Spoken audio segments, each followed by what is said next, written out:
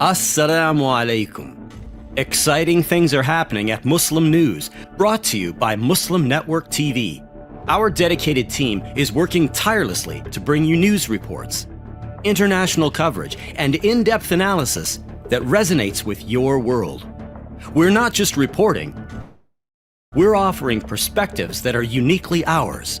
We're committed to connecting you to the stories shaping your community and the world. Every report, every story is carefully curated with you in mind, making your world just one click away. Join us and let's explore the depths of the stories that matter. Find Muslim News wherever you get your news. Your world, your stories, your Muslim Network TV. Stay informed, stay connected. Watch now.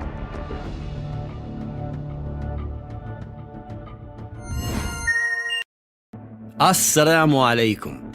Exciting things are happening at Muslim News, brought to you by Muslim Network TV.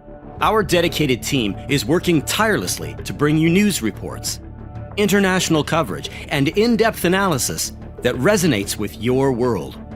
We're not just reporting, we're offering perspectives that are uniquely ours. We're committed to connecting you to the stories shaping your community and the world. Every report, every story is carefully curated with you in mind, making your world just one click away. Join us and let's explore the depths of the stories that matter. Find Muslim News wherever you get your news. Your world, your stories, your Muslim Network TV. Stay informed, stay connected. Watch now.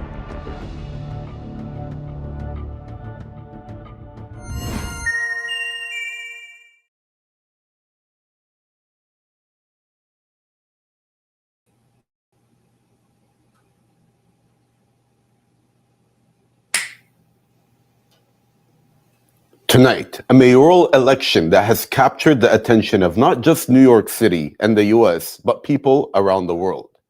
We are live from our Toronto and Washington studios. We really thank you for joining Muslim Network TV's special live election coverage of New York's mayoral election. Assalamu alaikum, I am Ahmed Ramadan. This is a race that is not only shaping the future of the largest city in America, but a reflection of the soul of democracy itself. I'm Ahmed Ramadan, and I'm joined by my co-host, Hina Zaberi. Hina, assalamu alaikum. Thank you for joining us. Wa alaikum assalam, Ahmed. Yes, it's an exciting night. It's charged with anticipation here in Washington, D.C. We have a lot of Muslim organizers, progressive organizers up in, they've gone to New York City to take part in this historic election. I have been looking at some of the numbers and watching this race very closely, because not only is it about the elections, it is also, we want to see what kind of justice wins. We've seen in city level leadership, especially a city like New York City, the Big Apple, it's a global hub of business. And it can impact everything across the country, on surveillance, on policing, on refugee resettlement, on the border, like people coming in, crossing the border, seeking asylum. A lot of those policies can impact the rest of the country. So yes, everybody is watching this race extremely closely. It's actually been very interesting to see the amount of attention that this race has gotten. Why do you feel that, I mean, you've mentioned obviously why it's important, New York as a city, but especially now, I mean, we're seeing records being broken from the early voter turnouts, from the amount of people that are going to be voting tonight. Why do you think that especially this election has gotten so much attention? So we have a Democratic nominee who's a Democratic socialist. He's got swag, he's got flavor, he's got culture. He's different. He's not one of the old boys, right? And so we've seen him dancing with the Gambian community. We've seen him rapping in African, from Uganda. He's been rapping, and people enjoy that. Like, people I feel on the ground feel like he's one of them.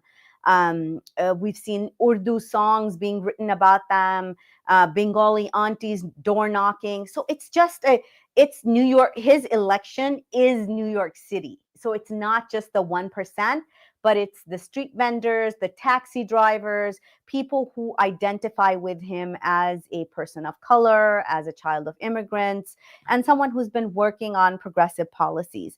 And I also want to point out that the backdrop is the genocide in Gaza, and he is very vocally a person who stands for Palestinian freedom. And I think that is also impacting where finally people are seeing a candidate on such a large global stage being able to speak about the genocide in Gaza and not be very unapologetic about his stances. And that we have not seen in the Democratic Party. The latest poll that I have read is 76% or 79% of super Democrats want sanctions on Israel.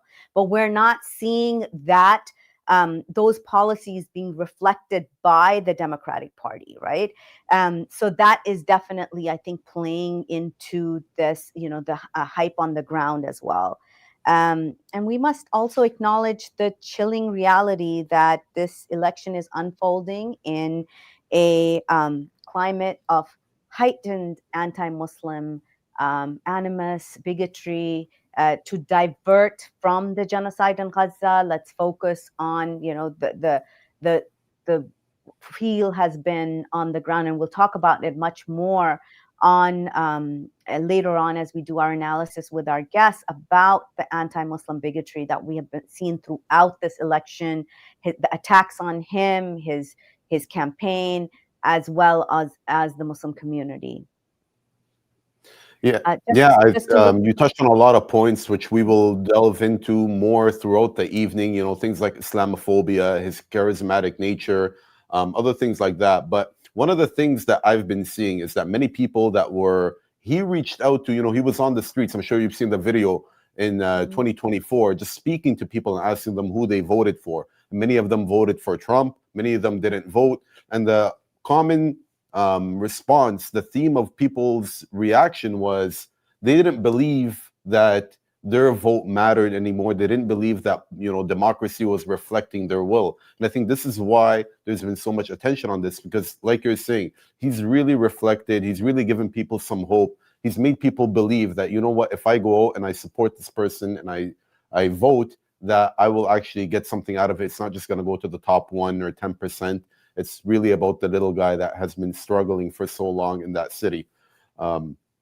So, there is definitely a lot of that. Right? The rent freeze, his policies are also very people friendly and not the rich friendly. But what I'm scared about, and I hope our guest today will be able to dive deeper into this, is what if this is another Obama moment?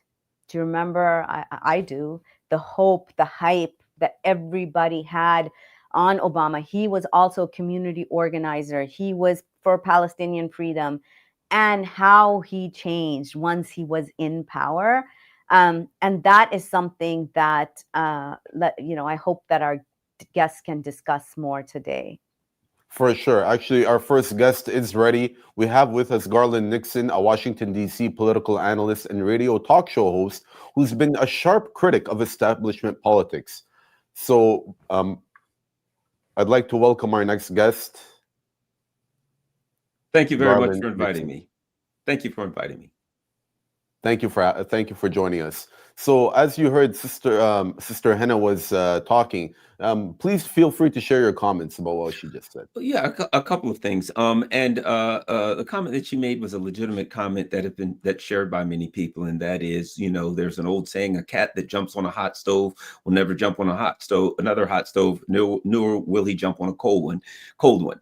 And basically, people have been burned so many times by politicians that people are very wary. As a Black person, Black America, Obama's here, he's great, and then we saw the result was more war and all kinds of terrible policies that were reflected. So that is a legitimate concern that we can't know until, hopefully after he gets elected. But there are other issues that I think are of great concern. And one of the principal issues, I think, is that we have a very shortly we'll be going into an election cycle where there will, I'm sure that a number of these Democrats and Republicans will be challenged over the issue of Zionism, Israel, and the genocide. And I think a positive thing, notwithstanding whatever direction Mr. Soon to be Mayor Mamdani goes, is that I think that a lot of people will be challenged, incumbents will be challenged. And what this will demonstrate when he wins, and I believe that he will win, what it will demonstrate is that people can run. They can run in opposition to Zionism. They can run in opposition to U.S. foreign policy that they don't like, and they can still win. Because in America, what's drilled into our heads politically is if you don't support Zionism, if you don't support Israel, if you don't support U.S. foreign policy, no matter how imperialist, then you can't win. So don't even bother running unless you're a fervent supporter of the Netanyahu regime and Zionism. And I think what we can learn tonight for young people who are planning on running is that not only can they run in opposition to Zionism, in opposition to a brutal U.S. foreign policy and win, but that's the formula for victory. And that's what I'm hoping, the message that comes out, that the formula for victory is to oppose this, the violence that the United States has visited upon so many people, particularly brown people in this world. Garland, in New York is often called a testing ground for national movements. What are you seeing tonight? Is this an election, a referendum on the status quo, or do you think it's something deeper? I do think it's a referendum for a number of reasons, and that is what we've seen in the United States over the last few years. What we're seeing is political instability, and the political instability is obvious based on something you said earlier, and that was you have a high percentage of people in the Democratic Party who want particular policies. 88%, I believe, of Democrats were in favor of Medicare for all. Again, when it comes to Gaza, we saw the 2024 election where 80% of the people wanted the violence to stop. And 80% of the people in a party want something, and the other 20% control the party. So we were seeing this thing fall apart.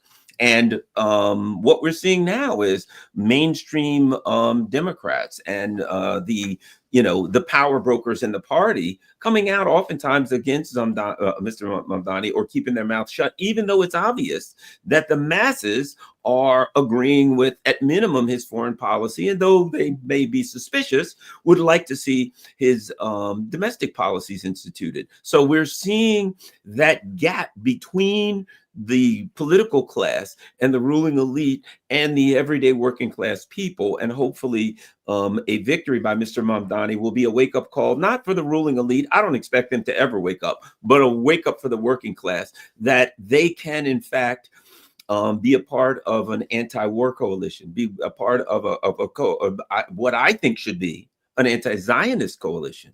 But they should definitely be able to push back against U.S. foreign policy, because it is really dragging the country and the world into a very dangerous position.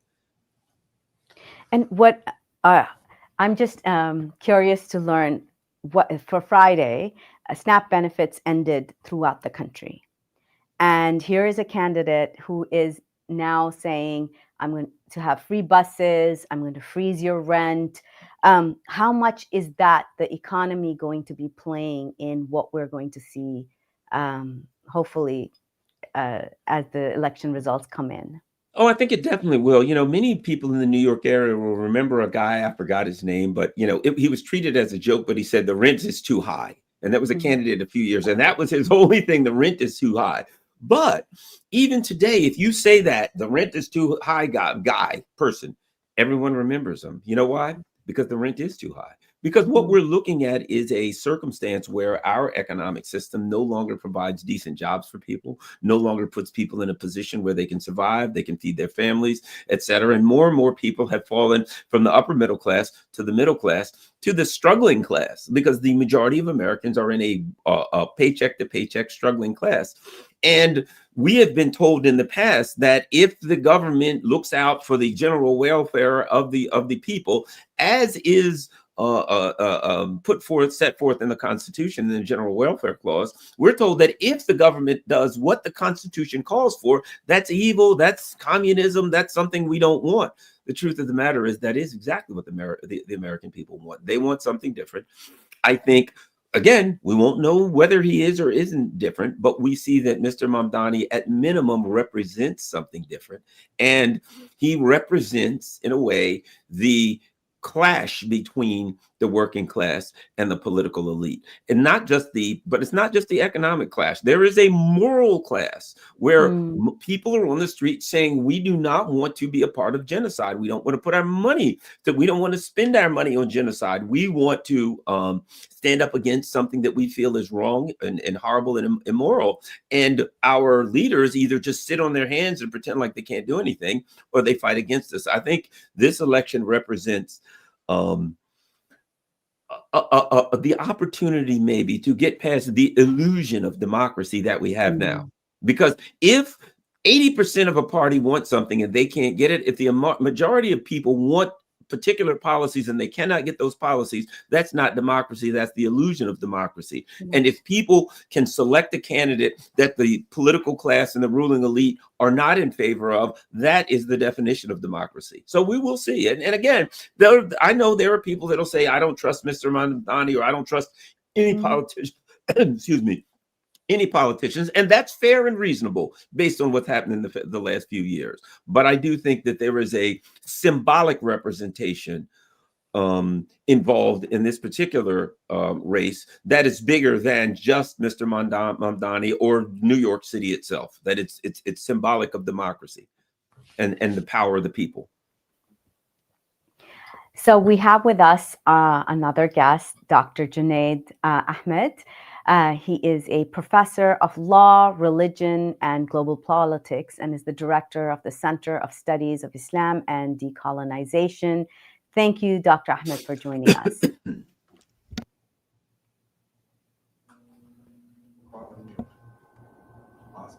You're going to have to unmute. We can't hear you. Yeah, I think he's muted. Okay. Yes. I wanted to say thank you. Assalamu alaikum to my brother and sister there. And I'm so happy we got Garland Nixon. We've been on some things together, but he probably doesn't remember me. But my students are huge fans of his. So it's wonderful. And I'm just listening to the analysis, and I was hoping that they just don't introduce me. Let him go. Let Garland go, because he's captured everything about. No, we're very happy to have both of you. Thank you so much, both of you, for joining us, and Dr. Ahmed for joining us. And just building on what Garland was saying, you saw a lot of Democrats very tepid to endorse Mamdani. Chuck Schumer hasn't endorsed him. Hakeem Jeffries endorsed him, but he was very hesitant to. It wasn't like a full-fledged, chest-out endorsement. And when he was asked if he was the future of the party, his answer was basically no, the future of the party, and he gave some very vague, generic kind of nothing substantive answer. And this is where I want to turn to you and just ask you, how do you think, is he the future of the party, and what does the leadership of the Democratic Party have to do to embrace the energy that he's brought out in people? Right. So I think this is the fundamental problem we've had forever, to put it quite frankly. What is the future of the Democratic Party? Occasionally, we will get pretty progressive candidates on a lot of issues, not necessarily all issues.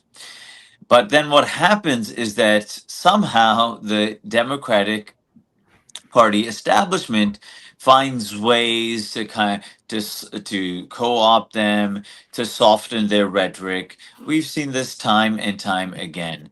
And so while I don't want to be, accused here of, well, they're the same, the Republicans and the Democrats are the same, there's no question in my mind in terms of their corporate donations and the lobbies, etc., as we've seen during this genocide in Gaza. They have bought politicians along both lines of the aisle in Congress. So I think that this idea of the future of the Democratic Party. I think our friend Brianna Joy Gray said it best. She said that the Democratic Party is does not deserve someone like Zohran Mamdani. And it was interesting she said that, and then she's like, for her it was three things. If I'm remembering correctly, it was that either either he will break the Democratic Party, highly unlikely, or the Democratic Party will break him, or he'll just have to leave. So, because, again, and this is, we're focusing on this because this is mayor of New York City. If it was mayor of some other place in the country, there would obviously be not so much focus. And obviously, this is not the presidential election either. However, again, to re-emphasize, this is New York City, financial capital of the world, lots of these interests, and therefore you have all of these players. I mean, Cuomo is the front man put out there for all of these interests, including, Trump, who says I don't really like him, but there's no way in heck that we can have a Mamdani there. So I think to come back to your question, it's the entire kind of political and economic establishment of New York that is against this type of even like moderate this when we say about socialism, even this moderate discourse of okay, free buses, one subsidized grocery store in a neighborhood, very basic things that I mean, I don't know if you want to call it socialist, fine, but they're just very basic things. But it also then demonstrates the way he's being attacked, and of course, beyond the what he has certainly advanced is the class struggle. I mean, we have to be very clear about this. This is class consciousness and class struggle that he is raising, even if whether he uses the language or not. That is it. And that, so beyond all of these Zionist billionaires, yes, they despise the fact of his position on Israel and Palestine, but we should also be aware there's more than that. They are the billionaires that he wants to target and to make New York more affordable for New Yorkers. Well, for those of us in our audience just joining in, we're talking about the New York electoral elections, mayoral elections, and let's take a look at, we've heard a lot about what Mamdani isn't. Let's look at what he is. He's a name that's become synonymous with courage, swag, and promoting culture in American elections. American politics. He's a child of immigrants and a Muslim. And as Dr. Ahmed put it very, succinctly, that even though he calls himself a democratic socialist, the policies, and this is a term that is very different from socialism. This is an American politics term. And maybe, Garland, you can go into, after we show this clip, what is a democratic socialist in American politics. Just one thing, sister. Sorry if interrupt. One of the interesting things that has happened, I guess we can thank not necessarily just Mamdani, but Bernie Sanders. For the longest time, certainly during the Cold War, Garland knows this very well. Cold War up until now. I mean, we could not use the word socialism. I mean, forget about communism or anything else. But we could not use the word socialist to describe ourselves in the mainstream. And if it ever got into the mainstream, it's like socialist / terrorist. They must be the same thing. And so that is a huge step forward. We have to give some credit. We have to give credit to Bernie, but Zohran, again, unashamedly using that term. So when I said that, whether it's socialist or not, whether I do give credit to the fact that these people have helped to normalize this term that otherwise the dominant American political elites for decades and decades have demonized this word so much that now we're trying to break through of it. Sorry to interrupt, sister. Okay, so let's take a look at, let's watch this short piece called The Rise of Resistance. His father wrote a book, Good Muslim, Bad Muslim. The son turned out to be a great Muslim, a good neighbor, and an excellent citizen. Within 2 years of becoming a citizen in 2018, he was elected to the New York State General Assembly. And now, within 7 years of being a citizen, he is a presumed mayor of New York City, the largest American city with 8 million people. He is Zohran Mamdani. He does not hide his faith for politics. My father, his family comes from Gujarat in India, and his family is Muslim. I'm Muslim. And Narendra Modi helped to orchestrate what was a mass slaughter of Muslims in Gujarat. And he does not lower the flag of Free Palestine to win an election. So like some of you, my journey in organizing and my journey in politics began with Palestine. It was and continues to be something that I deeply care about. Born in Kampala, raised in post-apartheid South Africa, and connected with neighbors in New York's Queens, Mamdani knows languages of the world. Es Mamdani, pero a cada rato me dicen Mumdari, Mumnari. New Yorkers मुश्किल से afford कर रहे हैं रोटी, कपड़ा और मकान. मैं ये सब बदलने के लिए लड़ रहा हूँ. His politics are for justice. What act would you take as mayor if the board approves those hikes this summer? I would freeze the rent. And I've said that because we have close to 2.5 million New Yorkers who live in rent-stabilized housing. He is a coalition builder. In a city with the highest number of Jewish residents outside of Israel, Mamdani teamed up with Lander, who is himself Jewish. Both cross-endorsed each other in the race for mayor. Let's hope that both continue their relationship, drowning fear and hate while supporting equal rights for all people. Billionaires are panicked. They burned through $25 million, carpet bombing voters with TV ads and mailers that characterized Mamdani as dangerous. But New Yorkers proved smarter than those billionaires. 50,000 voters knocked on 1.5 million doors to get Mamdani across the victory line. An estimated 20% of Jewish New Yorkers also voted for him. General elections are months away. It may not be easy. Islamophobia, defeated in the primary, is not dead yet. Representative Nancy Mace, a Republican, tied Mamdani to the September 11, 2001 terrorist attacks, which occurred when he was just 9. Representative Andy Ogles wants him deported. But the commander-in-chief must always lead. So President Trump called him a 100% communist lunatic. Mamdani is facing death threats and Islamophobia, but keeps his signature smile and only a few tears. He remains defiant. I am Donald Trump's worst nightmare as a progressive Muslim immigrant who actually fights for the things that I believe in. Mamdani even says that he will honor the International Criminal Court's warrant arresting Israel Prime Minister Netanyahu if he comes to New York. As mayor, New York City would arrest Benjamin Netanyahu. This is a city that our values are in line with international law. It's time that our actions are also. But he remains focused on changing the democratic politics. New Yorkers like this straight-talking, honest, fresh face. So does Senator Bernie Sanders and AOC.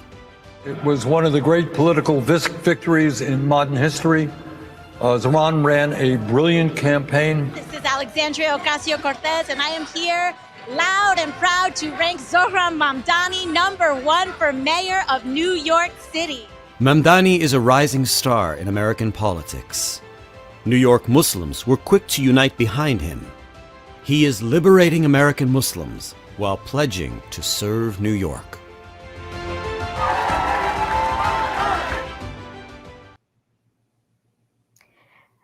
So I wanted to talk a little bit about there's a new report and some things that this report also touched on that exposes the digital Islamophobia surrounding this election.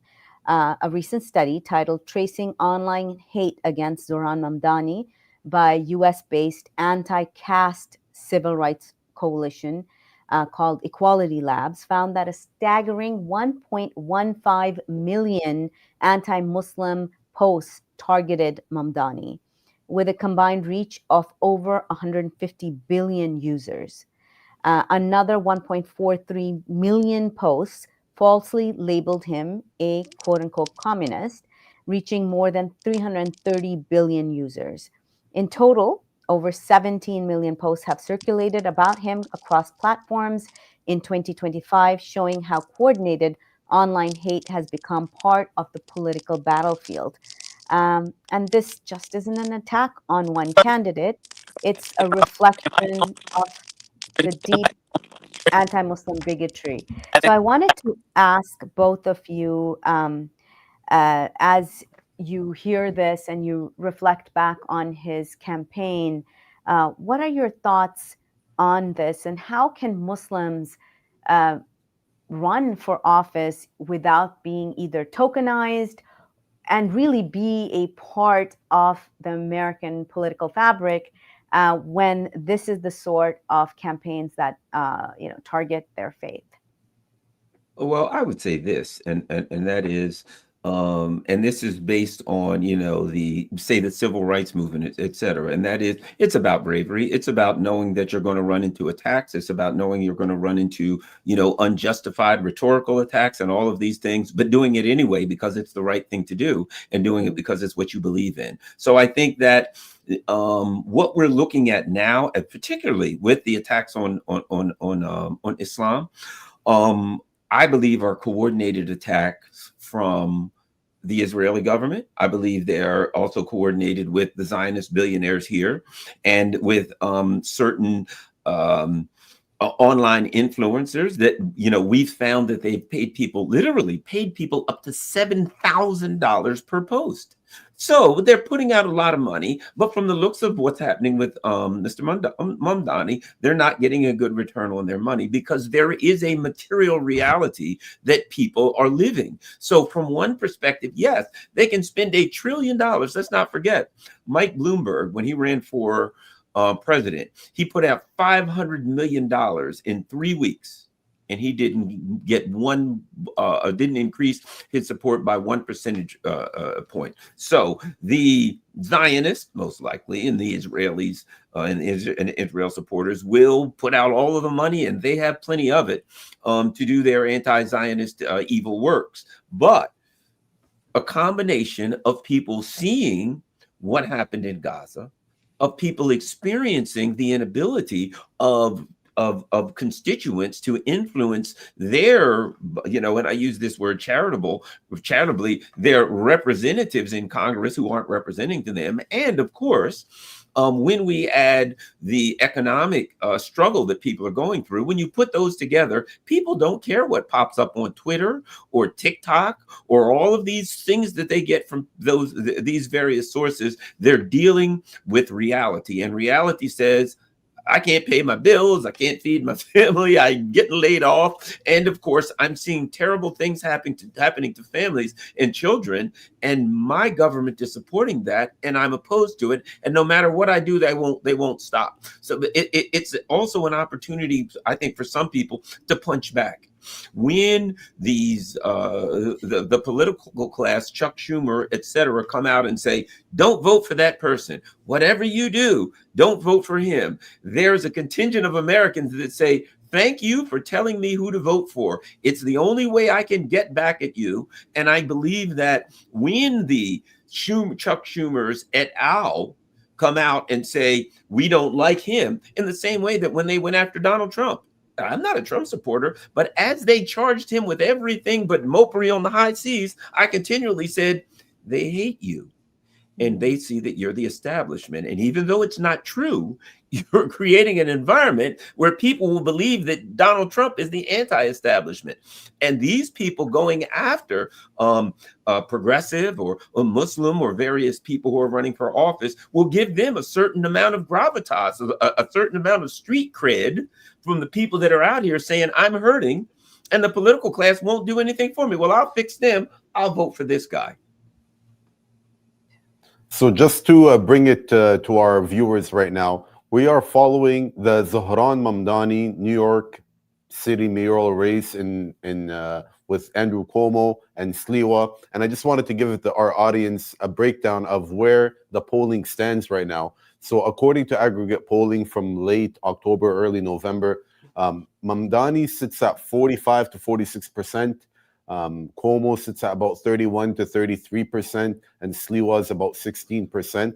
We also had record, almost, if it's not record breaking, it's very close to it in a very long time, about 735,000 early votes cast. And we are expecting that tonight there will be, I think it's about 1.5 million or 1.8 million votes cast, so another breaking number.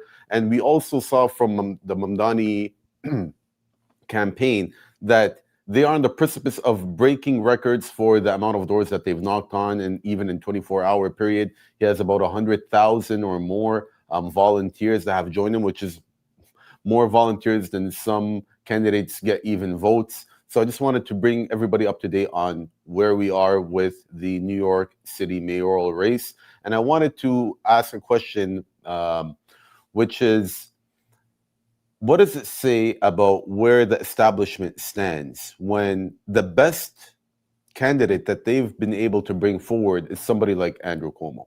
Well, I think what it really shows is that he is the best representation of him. It's not that that's the best they can do. Really, I would look at it differently. He is an accurate representation of the political class that is running running the Democratic Party right now, in that, he has a history of his, he comes from a family that is a political power family. So we've got that kind of family dynasty thing going on, the old club that you have to be a member of the club or the right family. There's a history of corruption. There's a history of people being unhappy. And basically what we see with him is this: the voters don't want him, but the political class wants him. When we look at what happened with the Democrats in 2024 with Kamala Harris, the people didn't even really get an opportunity to select a candidate. And then the party was upset because the people didn't vote for the candidate that the political class selected. So to me, this is he's an accurate representation. He was selected by the political class. He is a member of the political class, and he has a history of governing in a manner that the people are unhappy with. He's their guy, and he's the right guy for them, and he should lose. I mean, he had to resign as governor 4 years ago because of the sexual harassment allegations, and now he's back, and it's just, this is where I think maybe what you're saying is true. He may be the proper reflection of who he's representing. Yes, and what you end up is a ruling class that's befuddled.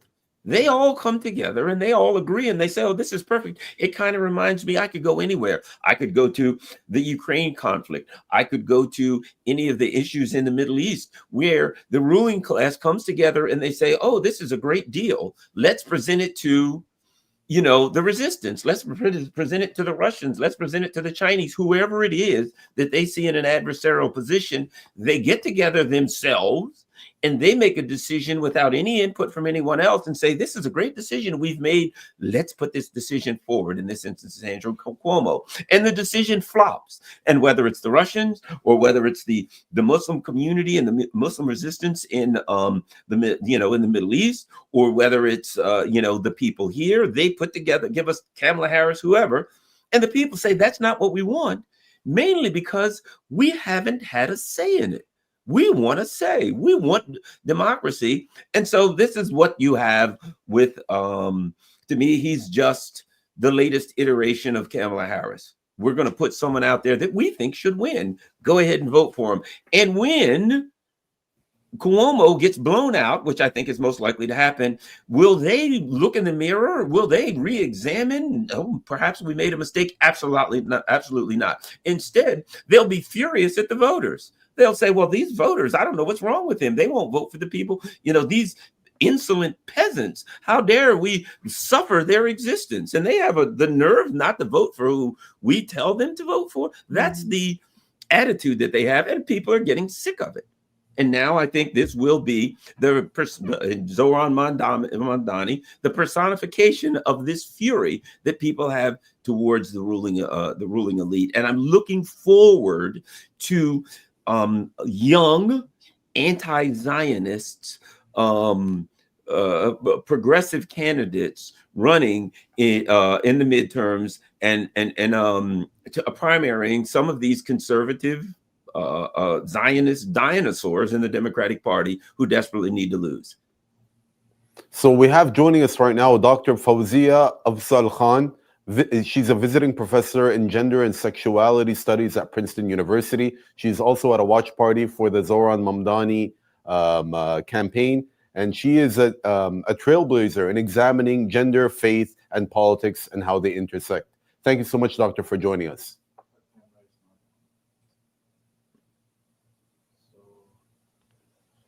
I hope we can get her on.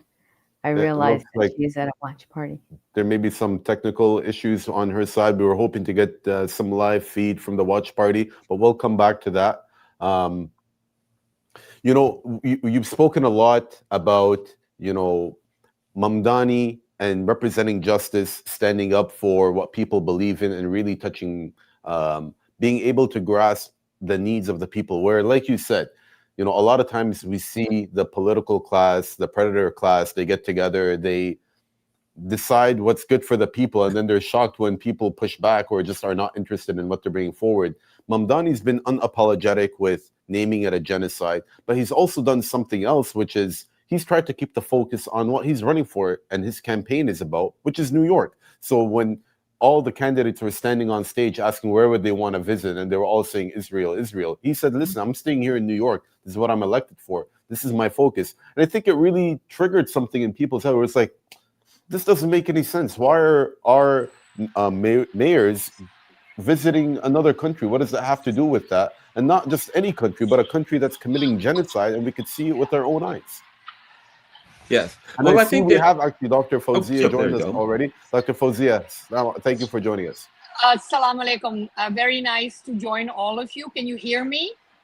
Yes, we can. Good. Finally. Yeah, it's a little crazy out here. I'm at the backyard bar here in Lower Manhattan, and there is a watch party, and there's a lot of noise in the background, but I've stepped out, so hopefully we can communicate. But yeah, it is a turning point. I've been listening to all of the speakers, and I think certainly your last speaker makes a very good point that, you know, one of the turning points is that the narrative has changed so sharply, and that in New York City, with such a large percentage of Jewish voters, that almost half of them, certainly young Jewish voters, are turning out to vote for. They have been campaigning for Zohran Mamdani.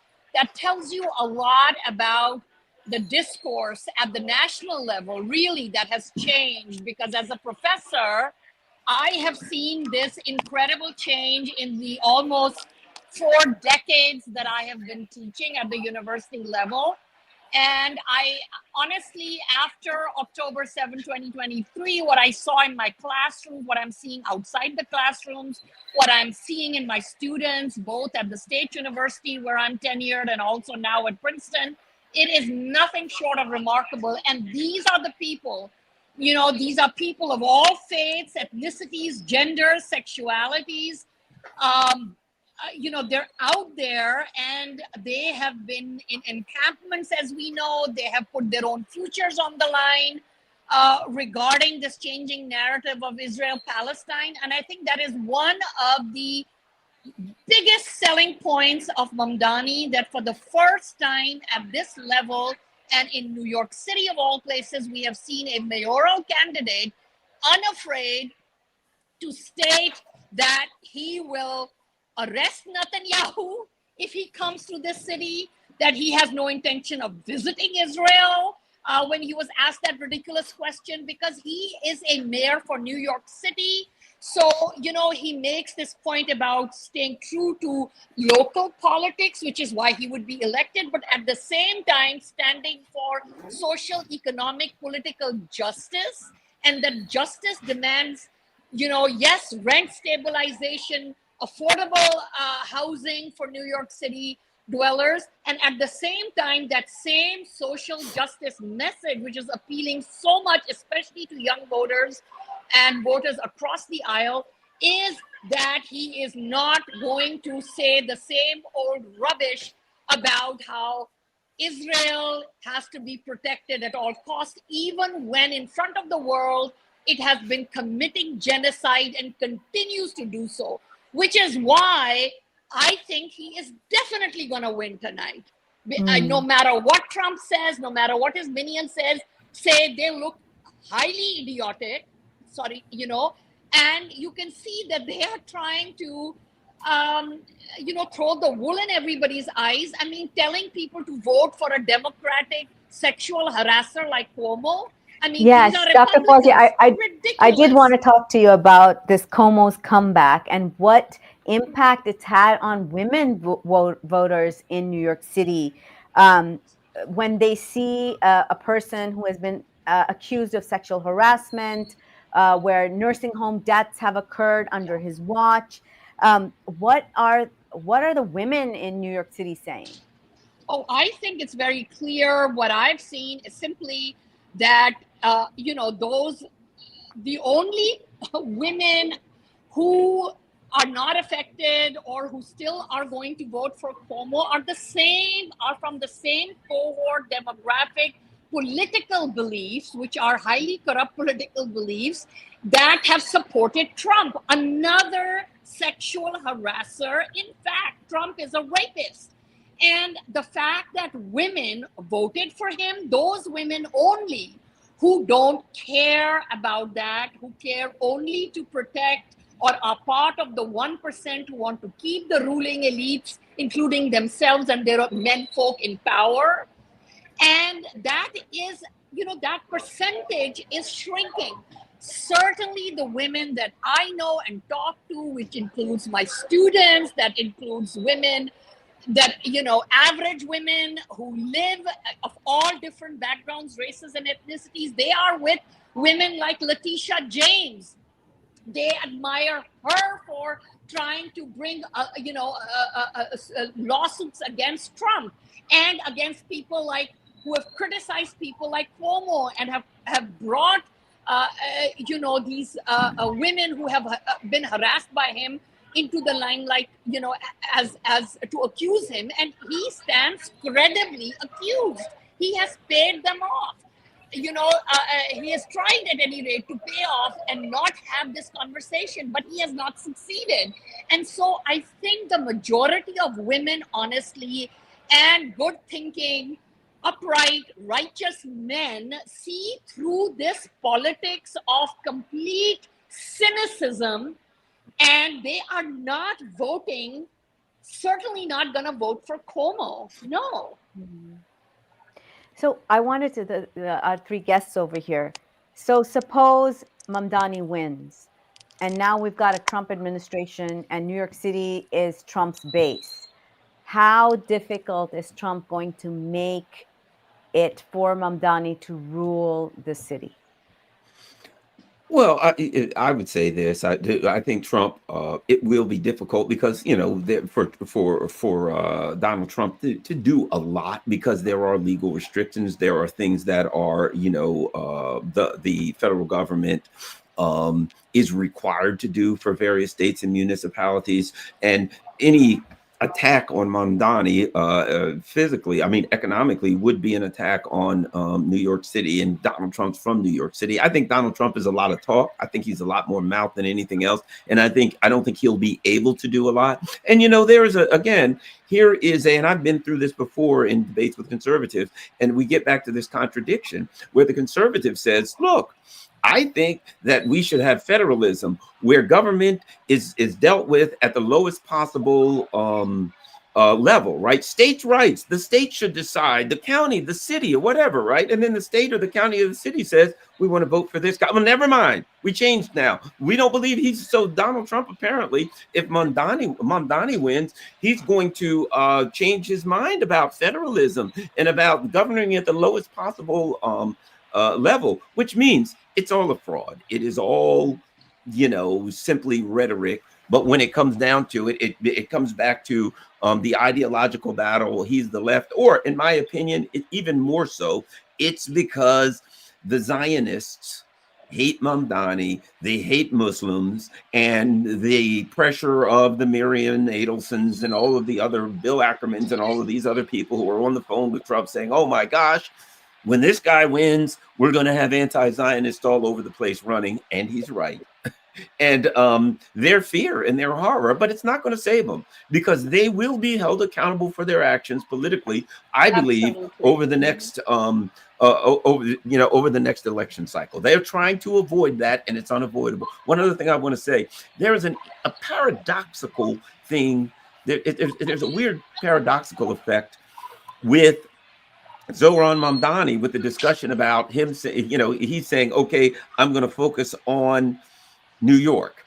In that, New York is kind of the American home of economic Zionism. There's all this Zionist power. There's, more Jews in New York, probably, in the New York area than Israel, or close to as many. So even when you talk about local politics in the context of a city like New York, it obviously applies to foreign policy because of the relationship between Zionism and the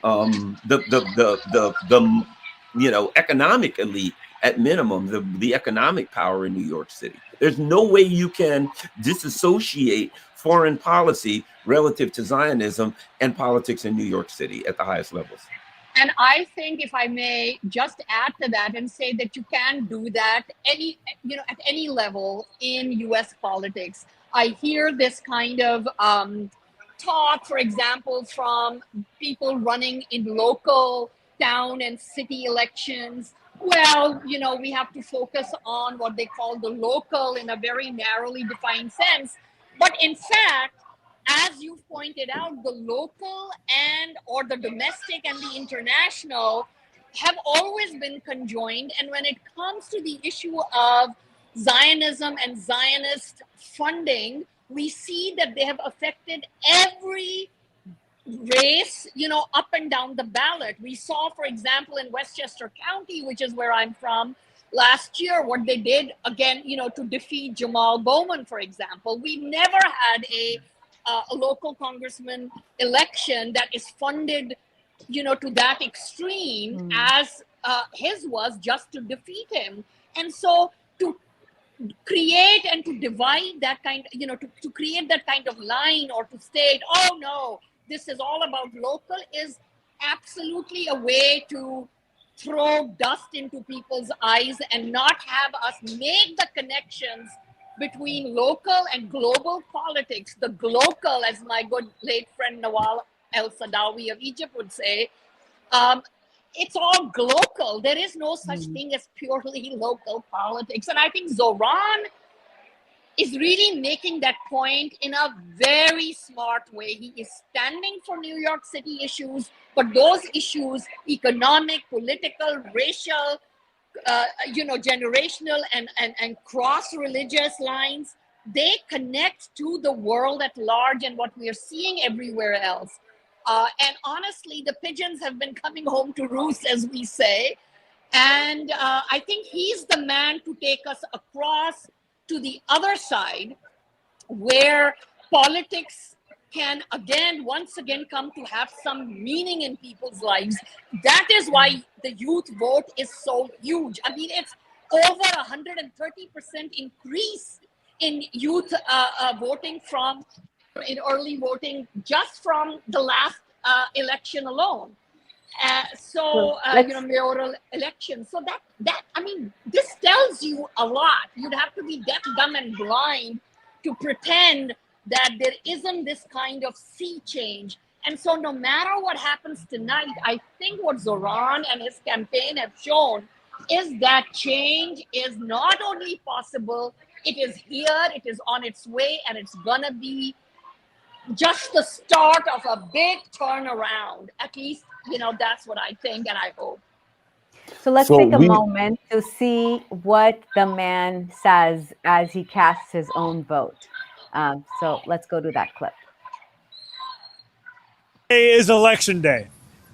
It is a day that we have been dreaming of for more than a year.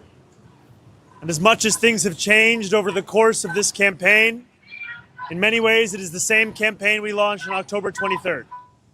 A campaign that looks to transform the most expensive city in the United States of America into one that's affordable for each and every person that calls it home.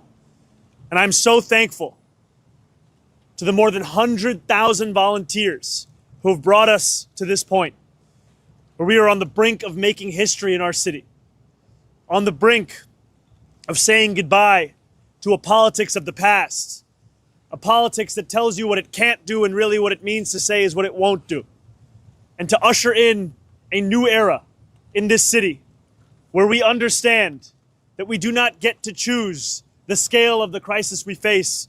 We simply get to choose the manner in which we respond. And it is time to finally respond with the urgency that New Yorkers deserve. An urgency that reckons with these same New Yorkers having had to face rent hike after rent hike, year after year. These same New Yorkers having to wait for buses that never come. These same New Yorkers that have to move out of this city when they want to raise a family. And these same New Yorkers who have grown tired of going on Street Easy to find apartments in Jersey City because that's the only place they could consider affording. It is time now for a new day in our politics. And it is an honor and a privilege to be a part of a movement that has fought every single day to bring that day forward. And today, we have until 9 p.m. to say that our time has come. Thank you very much.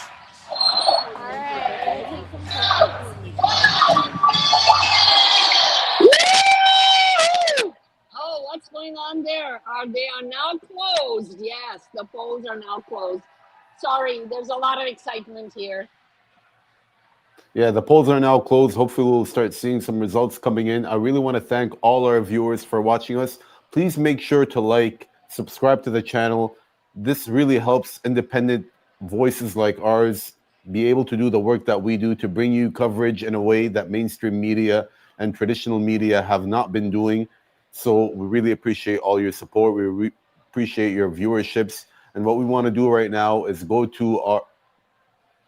Actually, we're not going to be going to do that now. But one of the things that happened was Andrew Cuomo was on a radio show earlier, and he was asked about Trump's endorsement of him. You know, Trump said if it's between a bad Democrat and a communist, he would choose the bad Democrat every time. And when Cuomo was asked about this on the radio show, I think it was Hot 97.5, he just hung up. He didn't even have an answer ready for him. So one of the commentators I was listening to today said this was really election interference by the president of the United States when it comes to the New York mayoral elections. Well, I'll say this. I mean, just from the perspective of politics, every politician and every person, president, if the president wanted to come to New York and, on the stump for Andrew Cuomo, I mean, legally, he'd be able to do that. And I wouldn't be opposed to it, because that would probably help Zohran Mamdani win even more. But, one of the things, I'm a person as an independent, and the problem I have as an independent is the particularly when it comes to foreign policy and Zionism, that the parties are too much alike. And I think Donald Trump saying, okay, look, you know what? There's a person who was selected by the political class in the Democratic Party. I'm fine with him. He shouldn't be fine with him, and they shouldn't be fine with Trump. We should have a contrast between the parties. But when you see Trump say, yeah, Cuomo, Schumer, whoever, I'll take them over someone who says I'm not for Zionism, and perhaps, we should at least let people get on a bus and go across town to work and not have to, spend every dime they have. Just again, it shows us the poisonous nature of politics. It shows us the incestuous nature of these two parties and why they have to be either changed or smashed to pieces, one of the two. And I don't say that, kinetically. I mean, politically speaking, that if Donald Trump and Donald Trump's, choice are the two options, there's really only one option. That's I wanted to ask our two guests, Dr. Ahmed and I think she's Dr. muted Abdul also. Khan. No, I think I'm back on. Oh, okay. Yes, I'm so sorry. Go ahead. So my question is, so we saw in this election a lot of targeting of South Asians as well, a lot of anti-South Asian bigotry, the eating with the hands, the the idea that his mother is an Indian movie producer, and his father is a college professor. So I'd like to get your comments on what you observed, both as you in New York City and from afar. What are your comments on this anti-South Asian specific bigotry? Yeah, I mean, I read somewhere, I don't think it's accurate, I think it's fewer than that, but almost one in every 10 New Yorkers is Muslim, and many of them are South Asians. I don't know if the figure is correct exactly, but it's large, right? We have a very large South Asian population, large Muslim population. And what's happening? Whoa, what's going on? There are some results in actually, which I should probably say, which is why probably people are cheering. So the first, I guess, batch of results are in. Zohran Mamdani is at 51.5% with 422,000 votes in. Andrew Cuomo's at 39.7% with 324,000 and change. And then Curtis Sliwa is at 8% with 65,000. So right now, Zohran Mamdani is ahead with 97,000 votes. And this is the latest updates from the polls closing. Okay, thank you for filling that in. But in terms of this kind of eating with your hands and they were trying, it seems to me, rather desperately, and this is establishment Democrats just as much as Republicans, and this is why there really is no difference between the parties as far as I'm concerned, and I'm hoping that once Zohran gets elected, maybe something can change and we can get the Democratic Party, or at least its more progressive wing, back on track and more central than the other conservative and so-called moderate liberal factions, because honestly there is no difference between them and their Republican cohort, and so I think this was just whatever could stick, let's throw it at them, and all it revealed this kind of, oh look, he eats with his hands, oh look, his mother is Indian, oh look, he's gonna be cheering if there's another 9/11. These are Islamophobic comments, they are anti-South Asian comments, they are anti-brown comments.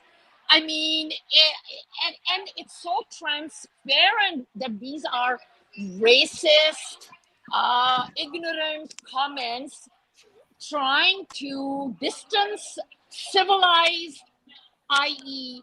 white, Western American people from essentially people who have built up not only this city, but this country, who have come in through various waves of immigration and who are as American as apple pie now. So these are distancing political tactics that have failed, and people were laughing.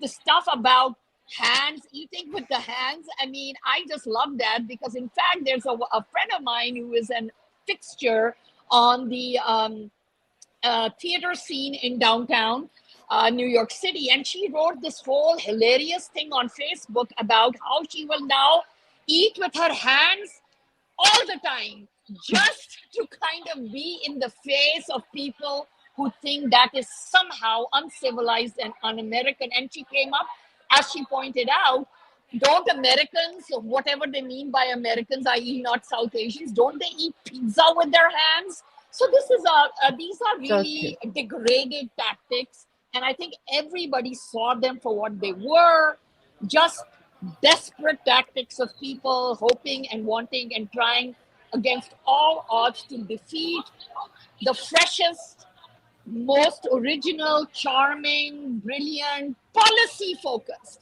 The only person in this race who talked about policy, not about making disgusting racist comments about his opponents.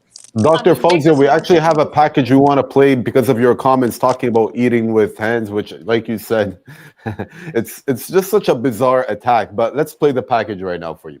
Biryani, the soul of South Asia. From Karachi to Dhaka, Cape Town to Kuala Lumpur. And yes, on the street carts of Manhattan, New York. Some eat it with spoons, but many proudly eat it with their fingers.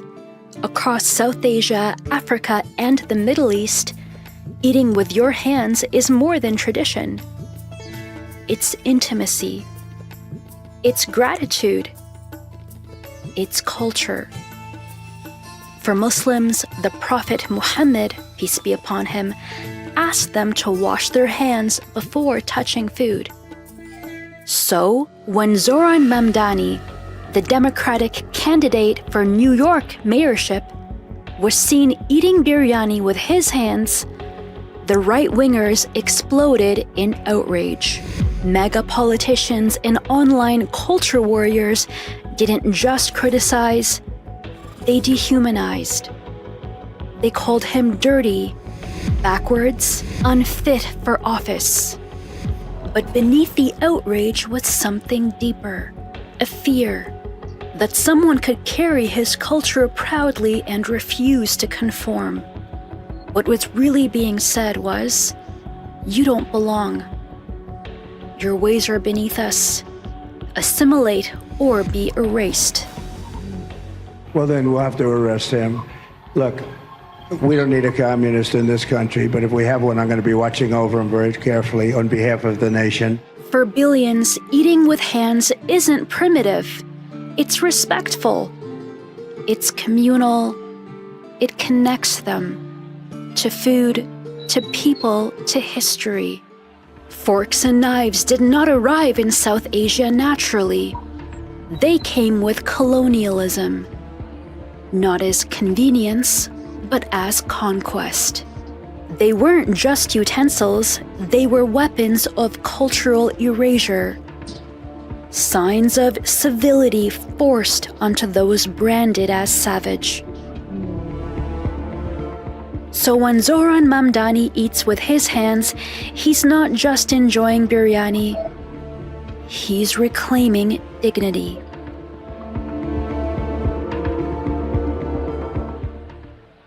Before I give our guests an opportunity to comment on the video, I wanted to just give our viewers the latest update again. If you're joining us on election results that have come in on the New York mayoral elections. So Zohran, right now there's 36%, 38% of the votes are in. 51.2% has gone to Zohran Mamdani with 436,535 votes. He is ahead of Andrew Cuomo, but not by 95,000. Actually, that number has grown since the last update. Andrew Cuomo sits at 40% with 341,041 votes, and Curtis Sliwa is a distant third at 8% with 68,000 and change. So back to our guest. Any comments you have about the latest video that we just played? Yes, and this was, I have a daughter who's around 30.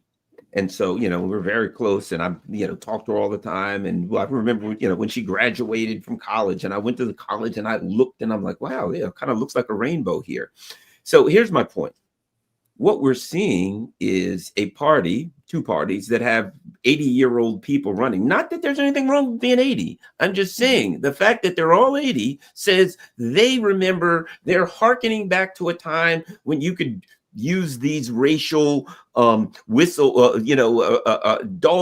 or in this instance more like an air raid silence. But you could use these racial dog whistles and wink and say, that person's a whatever, fill in the blank, and that the voters would kind of wink say, yeah, I'm not going to vote for him. People my daughter's age, they don't even get it.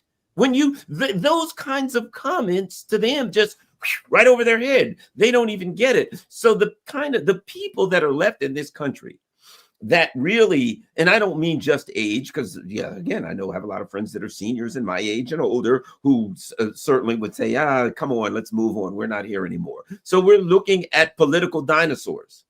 That's what we're looking at, who think that'll work. It is desperation. It won't work anymore. I just look at them and I say, it's a sad state of affairs. That's all you got? Now, racial dog whistles, you are guaranteeing yourselves a loss. When people can't pay their bills, and the best you can do is say some guy's eating with his hands, and people are like, well, I can't eat with anything because I can't afford to eat. I'll vote. I don't care what he's eating with. I can't afford to eat. They don't get that. Right. Can you hear me? Yeah, we can hear you. Yeah. So I just wanted to add one small comment to that, which is that I really appreciated towards the end of the video that you showed us, that you shared with us, the comment around colonialism and, you know, the different forms in which European ideologies and manners and what they considered to be civilization was imposed on you know, the world that they colonized and the peoples they colonized in the name of civilization, which we know was actually savagery, because it was you know, done in order. They were the savages who came in to our countries and killed and looted and you know, behaved in barbaric ways. So the kind of gesture that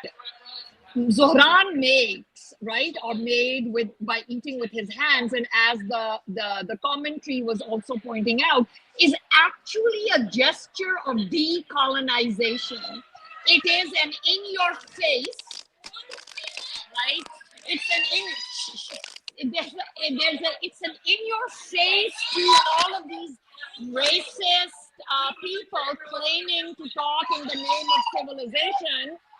But what they're doing is trying to put other people down, and he's having none of it. And he's saying, I will show you, right, that what you claim is not civilized behavior is in fact beautiful, communal, a gesture of respect, a reclamation of dignity, and of ways of living, cultural ways of living that, you know, don't care what you think. You guys with your you know, really repressed behavior, eating little bites on your forks and with your forks and your knives and your spoons. This is earthy, eating with my hands. This is a gesture of light and of extreme comfort with oneself, because you are not afraid you know, that you're going to make yourself look bad in front of anyone. This shows that you accept yourself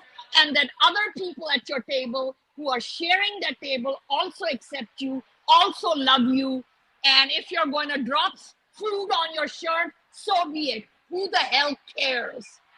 I really appreciate that point that you made. And I think that was something genius of what he also did after the Islamophobic attacks against him and that speech that he made.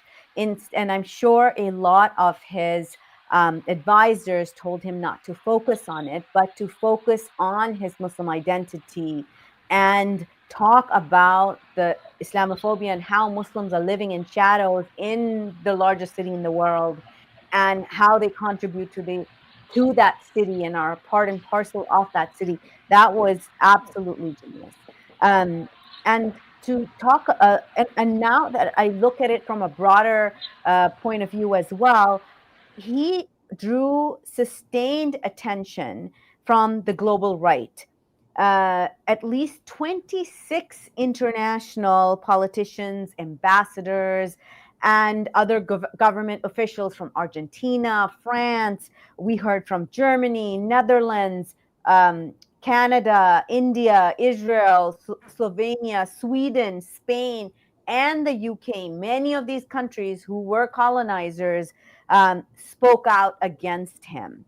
And he seems to have become this global lightning rod that has a sort of, and it's really interesting to watch that how this one city's mayoral election, much like what happened to perhaps Sadiq Khan in London a couple of years ago, but Sadiq Khan did not take on that persona. Whatever they attacked him with, Mamdani seems to be taking that and saying, okay, keep the attacks coming. This is who I am.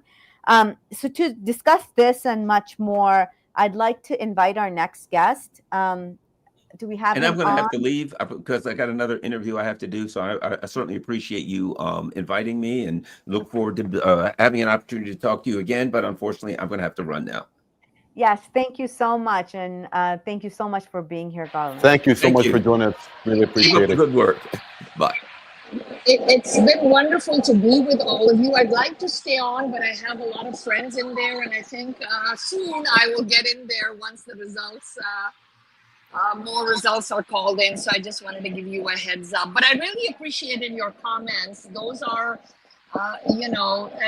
that's really important to point out the way that Mamdani has become a lightning rod across the world, not just in this mayoral race. And I think that's telling us a great deal about the moment that we're in. And I think, to go back to your comment from your earlier guest, it just shows that there is a very strong divide now between the old, the sort of leftovers of colonial, the vestiges of colonial believers, and those of us who absolutely feel that we have,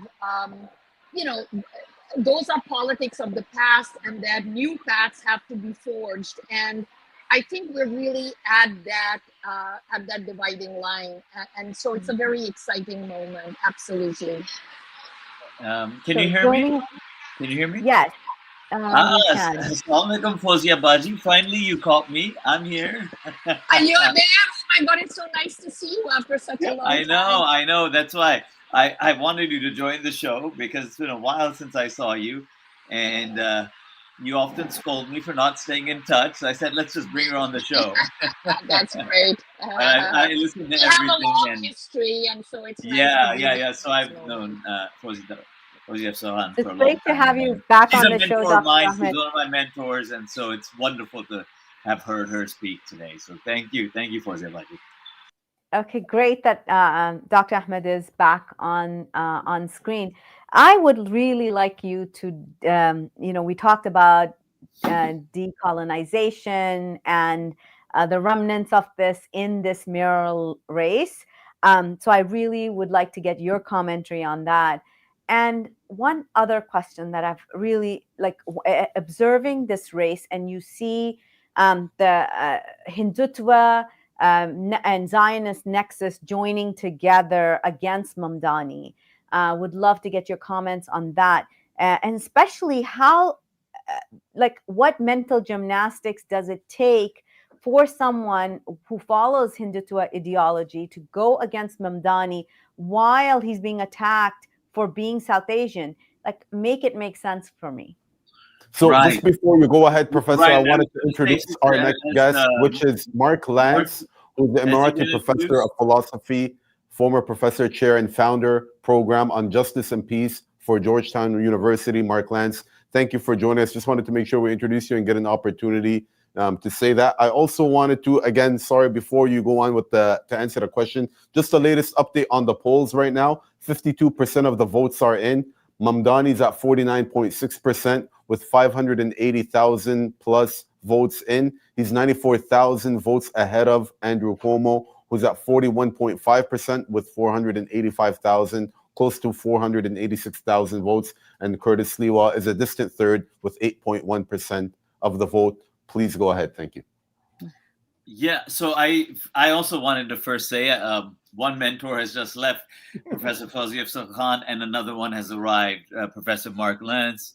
And, I've known him for a long time, and his involvement, particularly in the Palestine Solidarity Movement for decades now, is so admirable. So I'm really glad he could spend some time with us today as well. And I get to see him because in these days we don't get to see each other too much. So I really wanted to come on.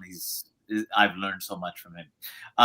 So let me first address the question that was posed about Zionists in Hindutva and Mamdani, and we can turn it over to Mark.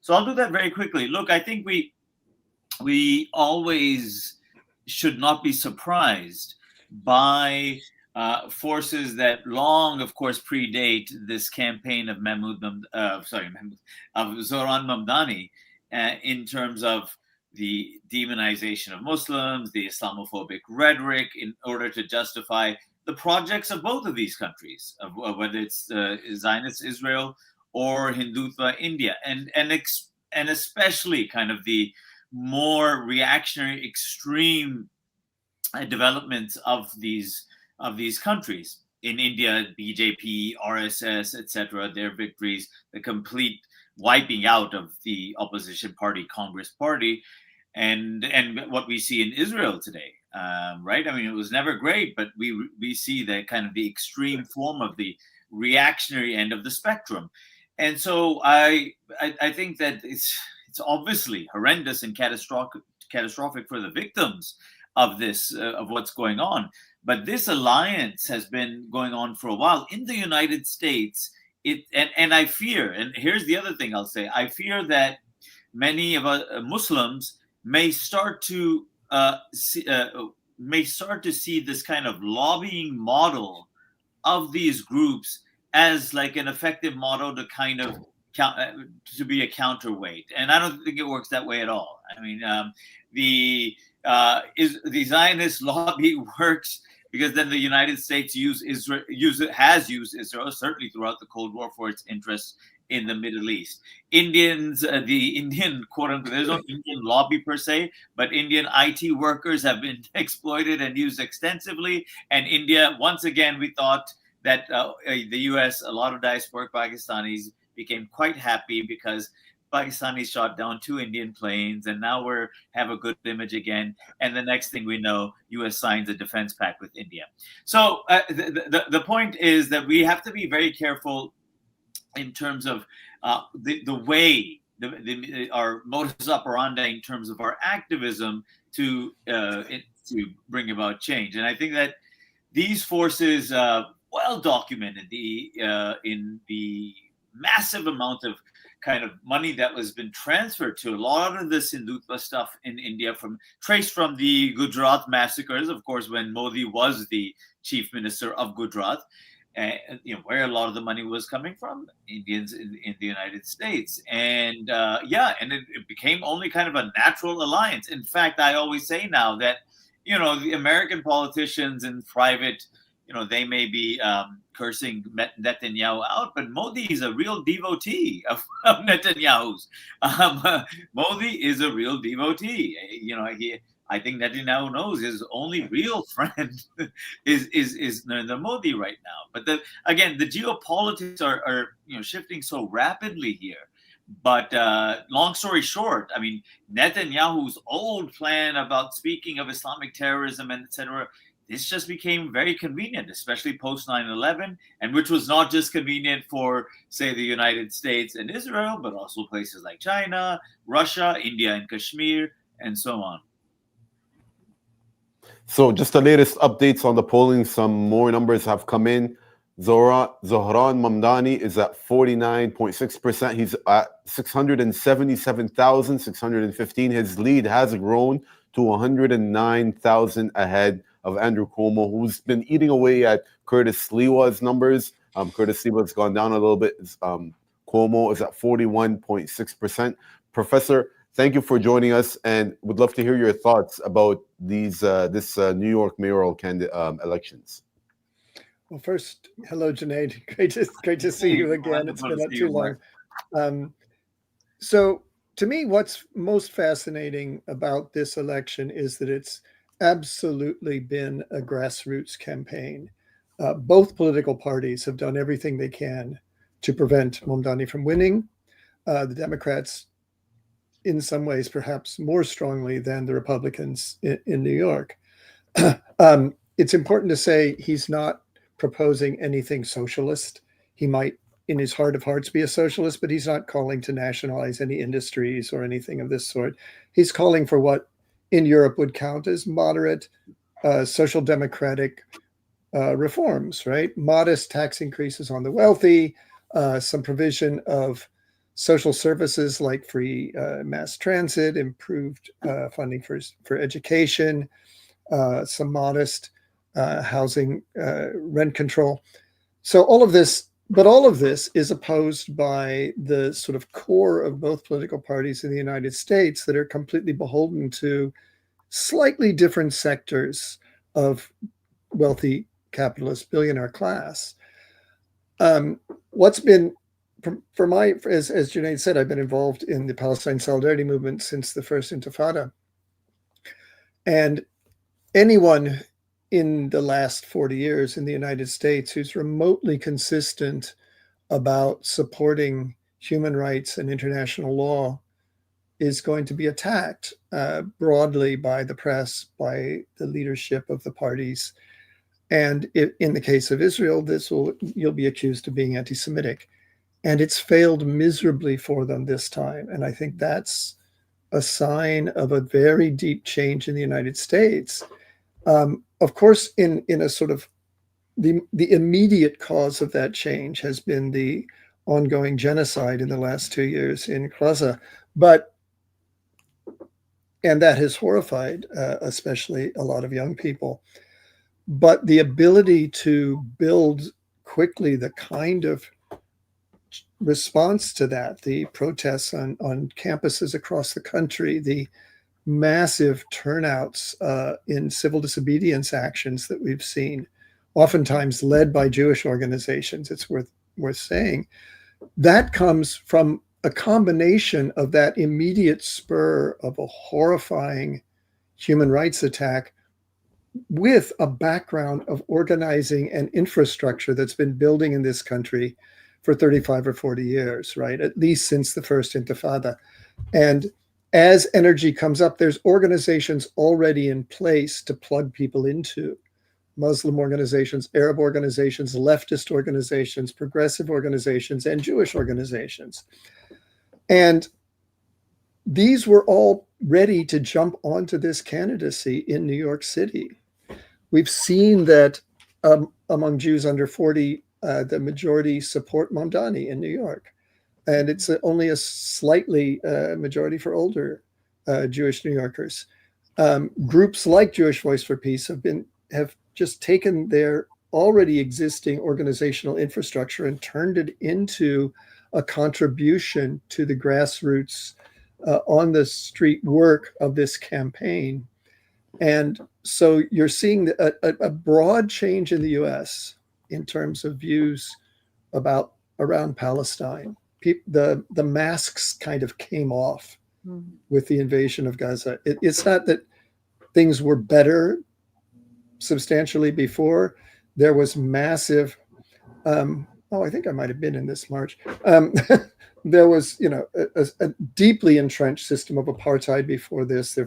There's ethnic cleansing. There have been invasions before this, but they were often covered over with a veneer of civilized rhetoric that played well with some sectors in the United States. The current, as Junaid said, the current utterly reactionary, openly racist, maximalist regime that's in charge in Israel now isn't even pretending anymore. And I think there was a kind of hubris there that this would not cause large numbers of people to move toward the Palestinian movement. And they were wrong. Of course, Palestine is not the core of Mamdani's message. The core of his message is the material conditions under which New Yorkers live, especially the absolutely crushing price of real estate and rent in New York. But the absurd attacks on him as anti-Semitic simply for calling out crimes against humanity and saying that a state should care for all of its citizens,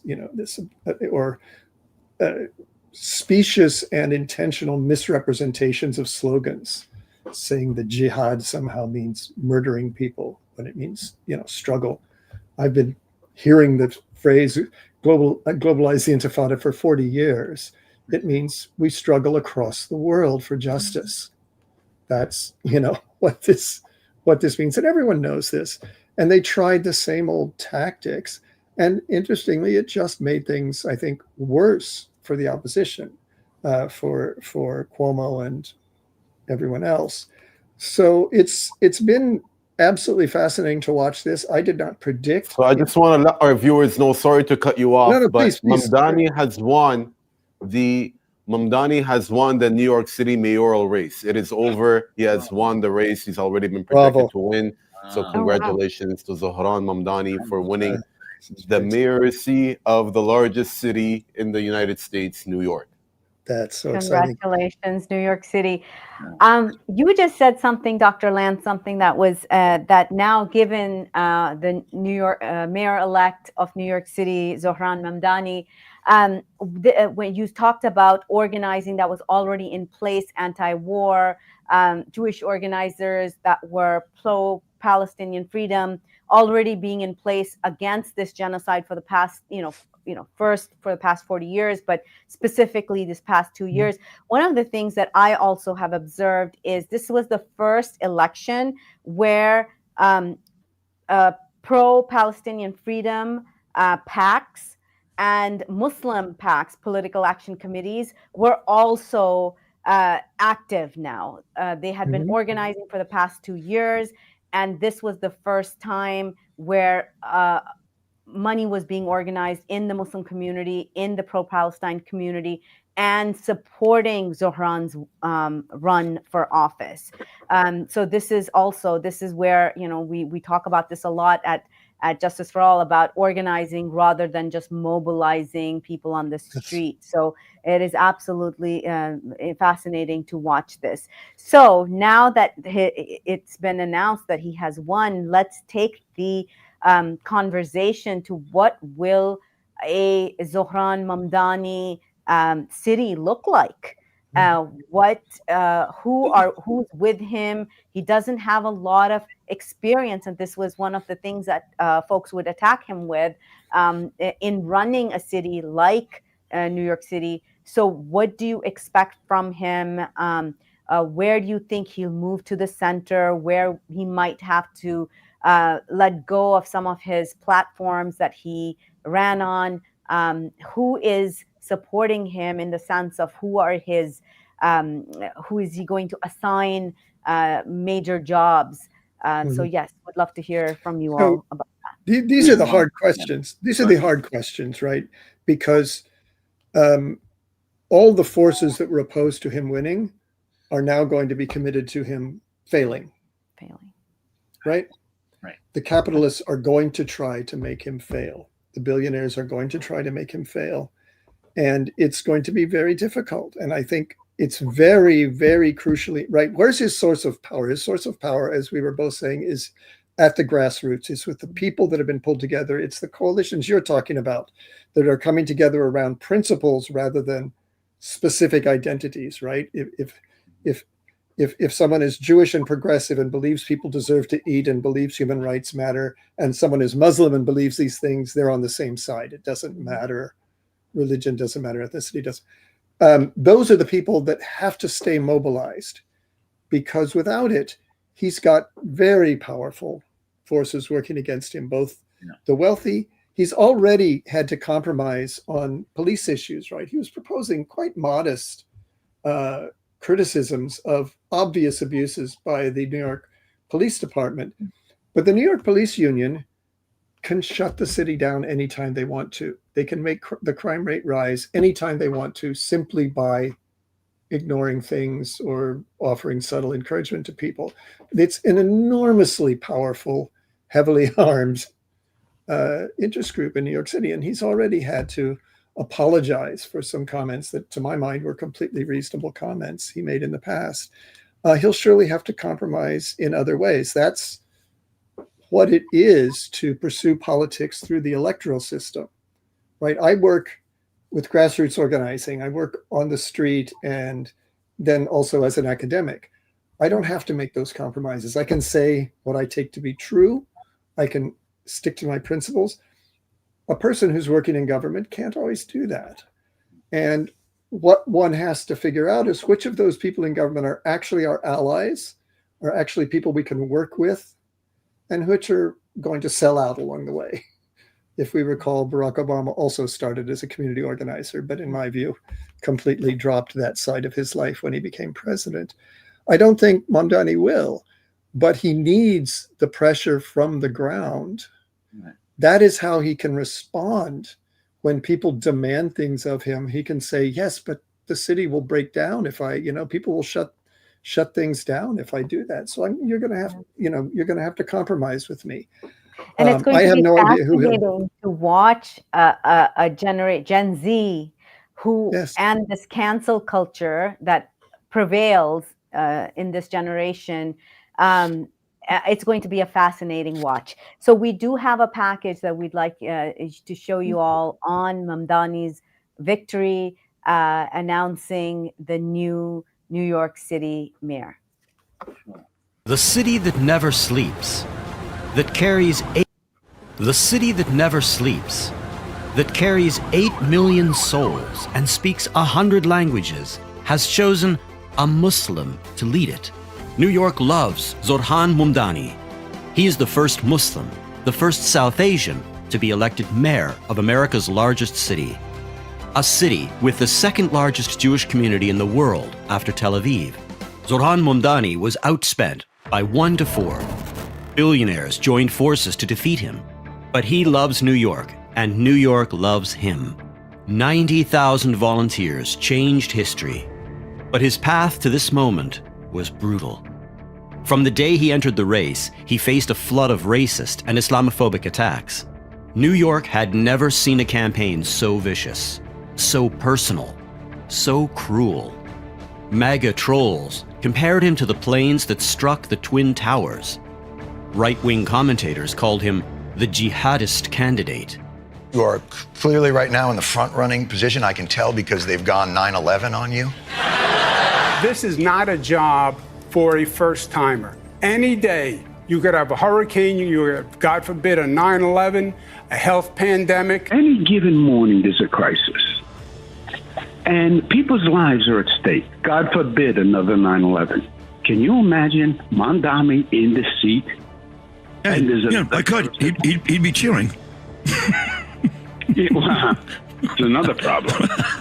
Hundreds of rabbis in New York signed statements branding him a threat to Jewish safety. They preached in synagogues, urging congregations not to vote for him. But 40% of Jewish voters said they would vote for Mamdani. Trump issued statement after statement, calling Mamdani a communist, saying he was terrible for the country, joking that he could one day become a communist president of the United States. Maybe he'll run for president in 4 years. You have a communist president. Even Elon Musk joined the mockery, tweeting that Zohran was the future of the Democratic Party. The hate was relentless. But Mamdani didn't bend. He didn't soften his voice. The dream of every Muslim is simply to be treated the same as any other New Yorker. And yet for too long we have been told to ask for less than that, and to be satisfied with whatever little we receive. No more. For as long as we have lived, we have known that no matter what anyone says, there are still certain forms of hate acceptable in this city today. Islamophobia is not seen as inexcusable. One can incite violence against our mosques and know that condemnation will never come. Elected officials in this city can sell t-shirts calling for my deportation without fear of any accountability. The consequences are stark. More than 1 million Muslim New Yorkers exist in this city only to be made to feel as if guests in our own home. No more. He stood before the microphones and spoke of Islamophobia, not as an abstract idea, but as a wound he carried since childhood. Growing up in the shadow of 9/11, I have known what it means to live with an undercurrent of suspicion. I will always remember the disdain I faced, the way my name could immediately become Muhammad, and how I could return to my city only to be asked in a double-mirrored room at the airport if I had any plan of attacking it. And since I was very young, I have known that I was spared the worst of it. Zohran Mamdani's father, Professor Mahmoud Mamdani, wrote a book called Good Muslim, Bad Muslim. Zohran Mamdani turned out to be a great Muslim, a good neighbor, and an excellent citizen. The bigger question is whether we are willing to say goodbye to something much larger. It is whether we are willing to say goodbye to anti-Muslim sentiment that has grown so endemic in our city that when we hear it, we know not whether the words were said by a Republican or by a Democrat. We know only that it was spoken in the language of the politics of this city. In an era of ever-diminishing bipartisanship, Islamophobia has emerged as one of the few areas of agreement. He didn't hide his faith. He didn't whisper his name. He stood tall, prayed openly, and spoke about justice unapologetically. I will not change who I am. I will not change how I eat. I will not change the faith that I am proud to belong to. But there is one thing I will change. I will no longer look for myself in the shadows. I will find myself in the light. When hate came for him, he answered with dignity. When fear tried to define him, he redefined courage. I mean, this is all the Republican Party has to offer. Cheap jokes about Islamophobia so as to not have to recognize what people are living through. Attempts to pit people's humanity against each other. And I think whether it's J.D. Vance or it's Andrew Cuomo, it is the same kind of politics. It's a politics of division. Zohran Mamdani's victory is not just a triumph for people taking charge of their city. It is a moral awakening. It is the first crack in the architecture of Islamophobia. It is a message to every young Muslim who repetitively had to urge people to say their name correctly. Those who were told to stay invisible.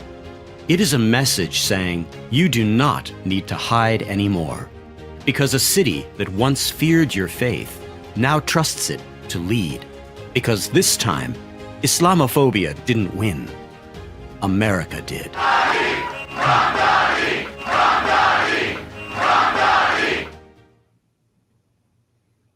So for those joining us, first of all, thank you for joining us for our special live election of the New York City Mayoral Elections. Zohran Mamdani is already the projected winner. So congratulations to Zohran Mamdani for his win.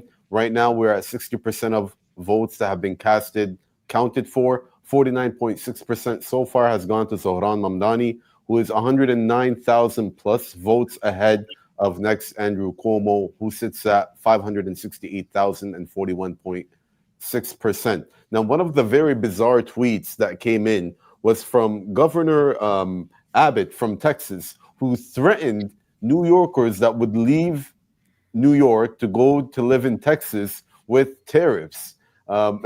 Any comments on how such a tariff could be enforced, or why Abbott would even want to penalize new residents?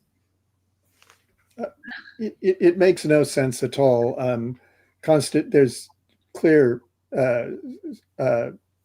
constitutional requirements that people cannot be constrained from traveling across states in the United States. And even if I don't even know what the notion of a tariff on a person means, I suppose that Abbott thought this was funny.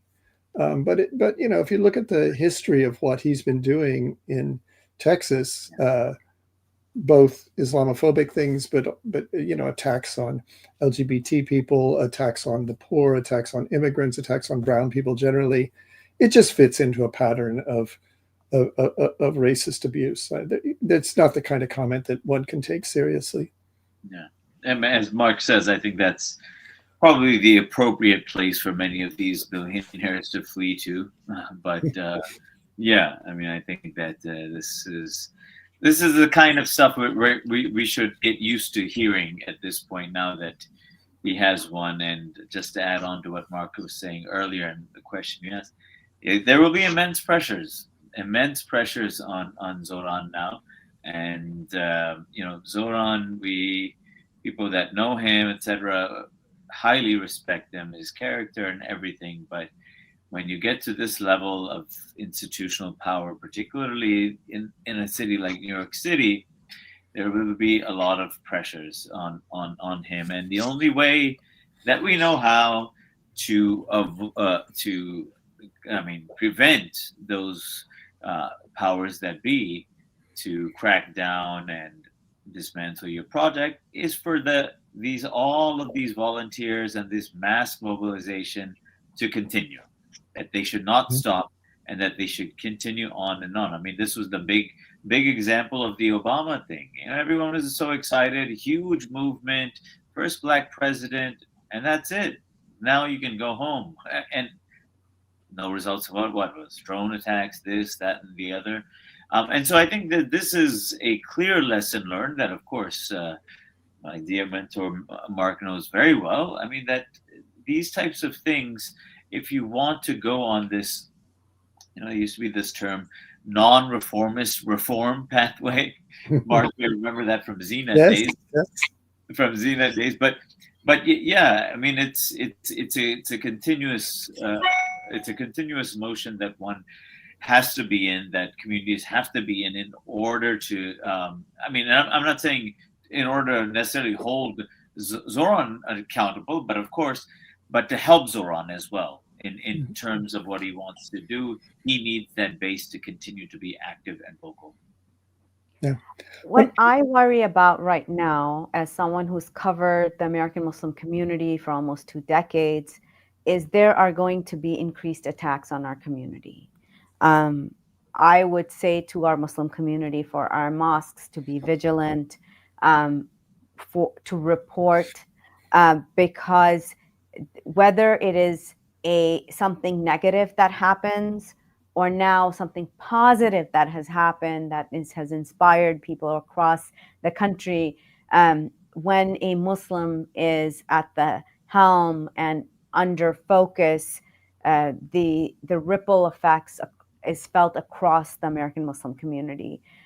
So this is something that is, as instead of being able to enjoy this win, my experience is telling me that we will have to take this with a little bit of just to be, and I'd love to get your input on this. And Both of you, Professor. before we hear from our guests, I just wanted to add to that we even heard Zohran talk about how a lot of the rhetoric, the Islamophobic, anti-Muslim rhetoric that has come out from politicians, from people in the media, there has been no accountability for it either. It's still an accepted form of, racism and bigotry. And I think this is where it becomes even more dangerous for Muslim people trying to enjoy, obviously, this victory for Zohran Mamdani, that it's not just people are saying it and it's widespread, but there's been no accountability, and it has, people don't lose their job or are ostracized or called out on it. It's just an accepted form of this sort of hate. If I can just say briefly, this is the very bizarre phenomena. The post 9/11 Islamophobia. One would have thought that would slowly dissipate. In fact, it increased during the 2010s, etc. And now, once again, it gets recycled. So, this is just, it's deeply perplexing. Perhaps it shouldn't be. But yes, we have seen it again, full blown and normalized. And which would not be done with any other community. And so this is the sisters, the fear, apprehension, I think is completely justified, because I think that now that Mamdani has won an election in one of the most important cities in the world, you can expect a lot of people, powers that be, trying to do something, whatever that may be, to demonstrate how supposedly his victory is related to some type of crime, some type of terrorist action, or so on and so forth. I think we should be ready for that. I think we should be ready for that. And I do agree with the sister that's something that we have to be cautious about. Yeah, Mark? No, just one small disagreement. I don't think it's unique to Islamophobia is unique in this country, and I don't think it's unprecedented, right? The need to have some minority that was the demon has been around since the founding of this country, right? First of all, it was the native peoples of this continent who were portrayed as quite literally non-human, right? You had theologians saying they had no souls, that they were like beasts or possibly demons. You had demonization of African Americans, demonization of Japanese, of Germans. The need to it's ultimately a need to divide the people who are being harmed by the economic policies of the wealthy and make us fight one another if they can, rather than stand together in our power and resist them. For the last 25 years, one of the core demonized groups, of course, has been Muslims, and that's our current fight. And I think you're absolutely right. There's a huge danger right now, right? This beautiful victory is taking place in a country that is pushing toward open fascism and white supremacy, right? The president has a private army in the massively expanded ICE that has a higher budget than most countries' entire military. Cities around the country, including my own, have been occupied by National Guard troops that have been nationalized by the president. Immigrants or people who someone suspects might be an immigrant are being grabbed off the street and arrested without charge, brutalized across the country. LGBT people are being demonized and attacked. This is the context in which this win happens. So of course, it's a huge risk, and violence is very likely to increase. And I think the real protection, we cannot look to the federal government to protect mosques. That's almost laughably absurd at this point. We have to look to the same thing that got this man elected, to the people of this country standing up. There was a wonderful incident, I think it was in Oklahoma, where a group of leftist, I'm going to say good old boys, right? I mean, just boys, guys with guns, showed up to a mosque to prevent white supremacists with guns from attacking it. And they formed a line in front of it and stood in solidarity. And, you know, that's sort of, I'm not necessarily saying we all need to pull guns out, but we need to stand in solidarity with each other to protect the vulnerable in this country, of which there are many, many groups, because you're absolutely right. There will surely be more violence. There will surely be more attacks. As the president is whipping this up with his, you know, ludicrous attacks on Mamdani. So just the latest from the election results right now, 85% of the votes are in. Zohran Mamdani's lead has actually increased. He's at 50.5% of the vote. He's ahead of Andrew Cuomo by 175, actually over 175,000 votes. Andrew Cuomo sits at 41.4% with 797 and change of the votes. And Zohran has won Queens, Manhattan, Brooklyn, the Bronx. Actually, the Bronx, he won over about 11%. In Brooklyn, he took over 20% lead. The only suburb that Andrew Cuomo won was Staten Island. Now, just a little bit about this. Staten Island. Surprise, right? Yeah, exactly.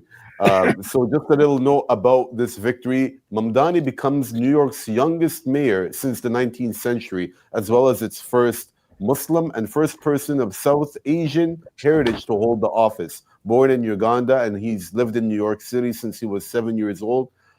His ascent reflects the city's changing demographics and rising political influence of immigrant origin communities. Zohran Mamdani is 34, has been elected the 111th mayor of New York City.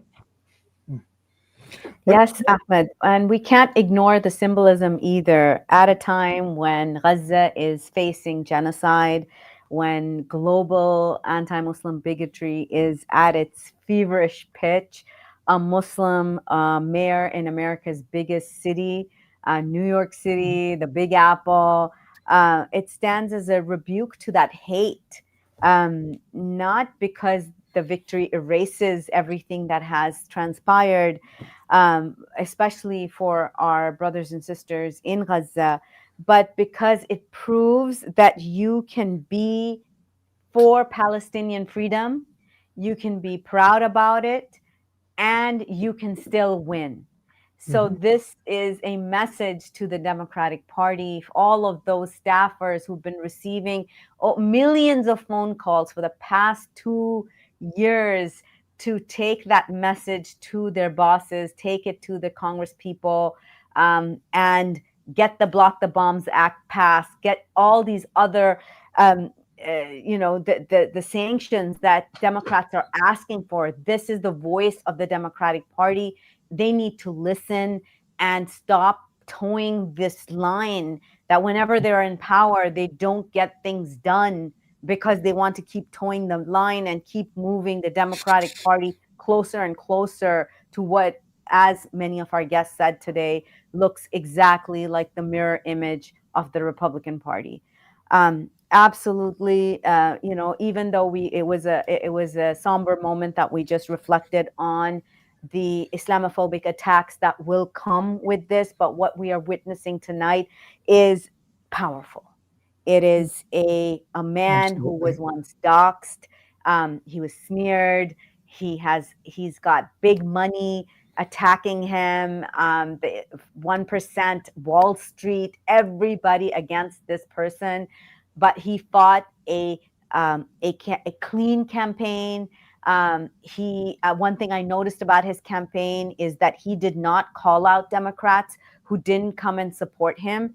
He just left the door open that whoever wants to come in and join in. He didn't name and shame them, which was very classy. And so that's something that I definitely enjoyed watching in a campaign. I also, just from that perspective, I love the marketing, how young it was, how diverse it was, and didn't sound like the typical election campaign ads that we see thousands and millions of dollars being pushed down our necks, and we just don't want to hear it. So I think America has a lot to learn from this campaign and this win, definitely. And justice, I really, really hope, and this is something that I'm going to say to a lot of activists on the streets that, organizers that we organize with, that it's going to be a tough, it was a tough run, but even just running the city is going to be tough for him. And as our guest said, we need to be there for him. Those of us who have been on the streets need to hold his toes to the fire, make sure that he holds up to his promises and doesn't, but also give him the space to run this gigantic city that is loved all over the world. Thank you so much to all of you for joining, and to Dr. Ahmed and Dr. Lance. Yes, Ahmed. Yeah, I just wanted to say, if you, for our guests, we really thank you for joining us. I know it's been a long day and long night, but, it was an exciting mayoral election to cover. And I wanted to give each of you just 1 minute, because we're up against the clock and we need to sign off, but just a minute each with your closing thoughts. Sure, Mark, please.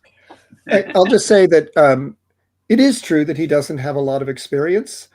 And it's also true that the mayor of a multi-million person city doesn't run things. He doesn't deal with hurricanes, as Cuomo was babbling about. But what it does mean is that it's very important who he puts into various offices in the city. And I hope it will be people who both have a foot in the street, in the activist world that got him elected, and a lot of experience and competence at whatever job it is they're doing.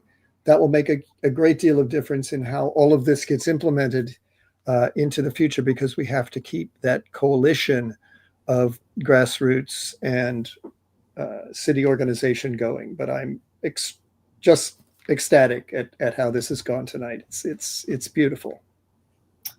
Yeah. I would have probably left the show if Zohran didn't win. I'd be like, okay, enough of this. But no, I agree.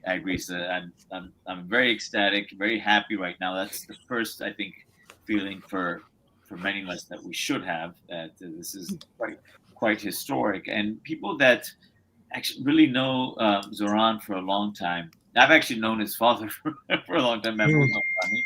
One of the best books after 9/11 I would prescribe was his book, Good Muslim, Bad Muslim, The U.S., the Cold War, and the Week of Terror.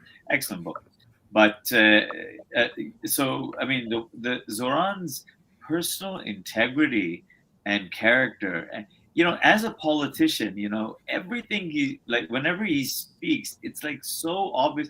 He's just speaking from the heart. I mean, he doesn't have to calculate anything when he's speaking. So there's a lot of that type of admiration of him, despite knowing that there's going to be immense pressure. So I'll just repeat what I said earlier, and the sister said this, that yes, let's try to hold him to account in terms of what he's promised, what he can do.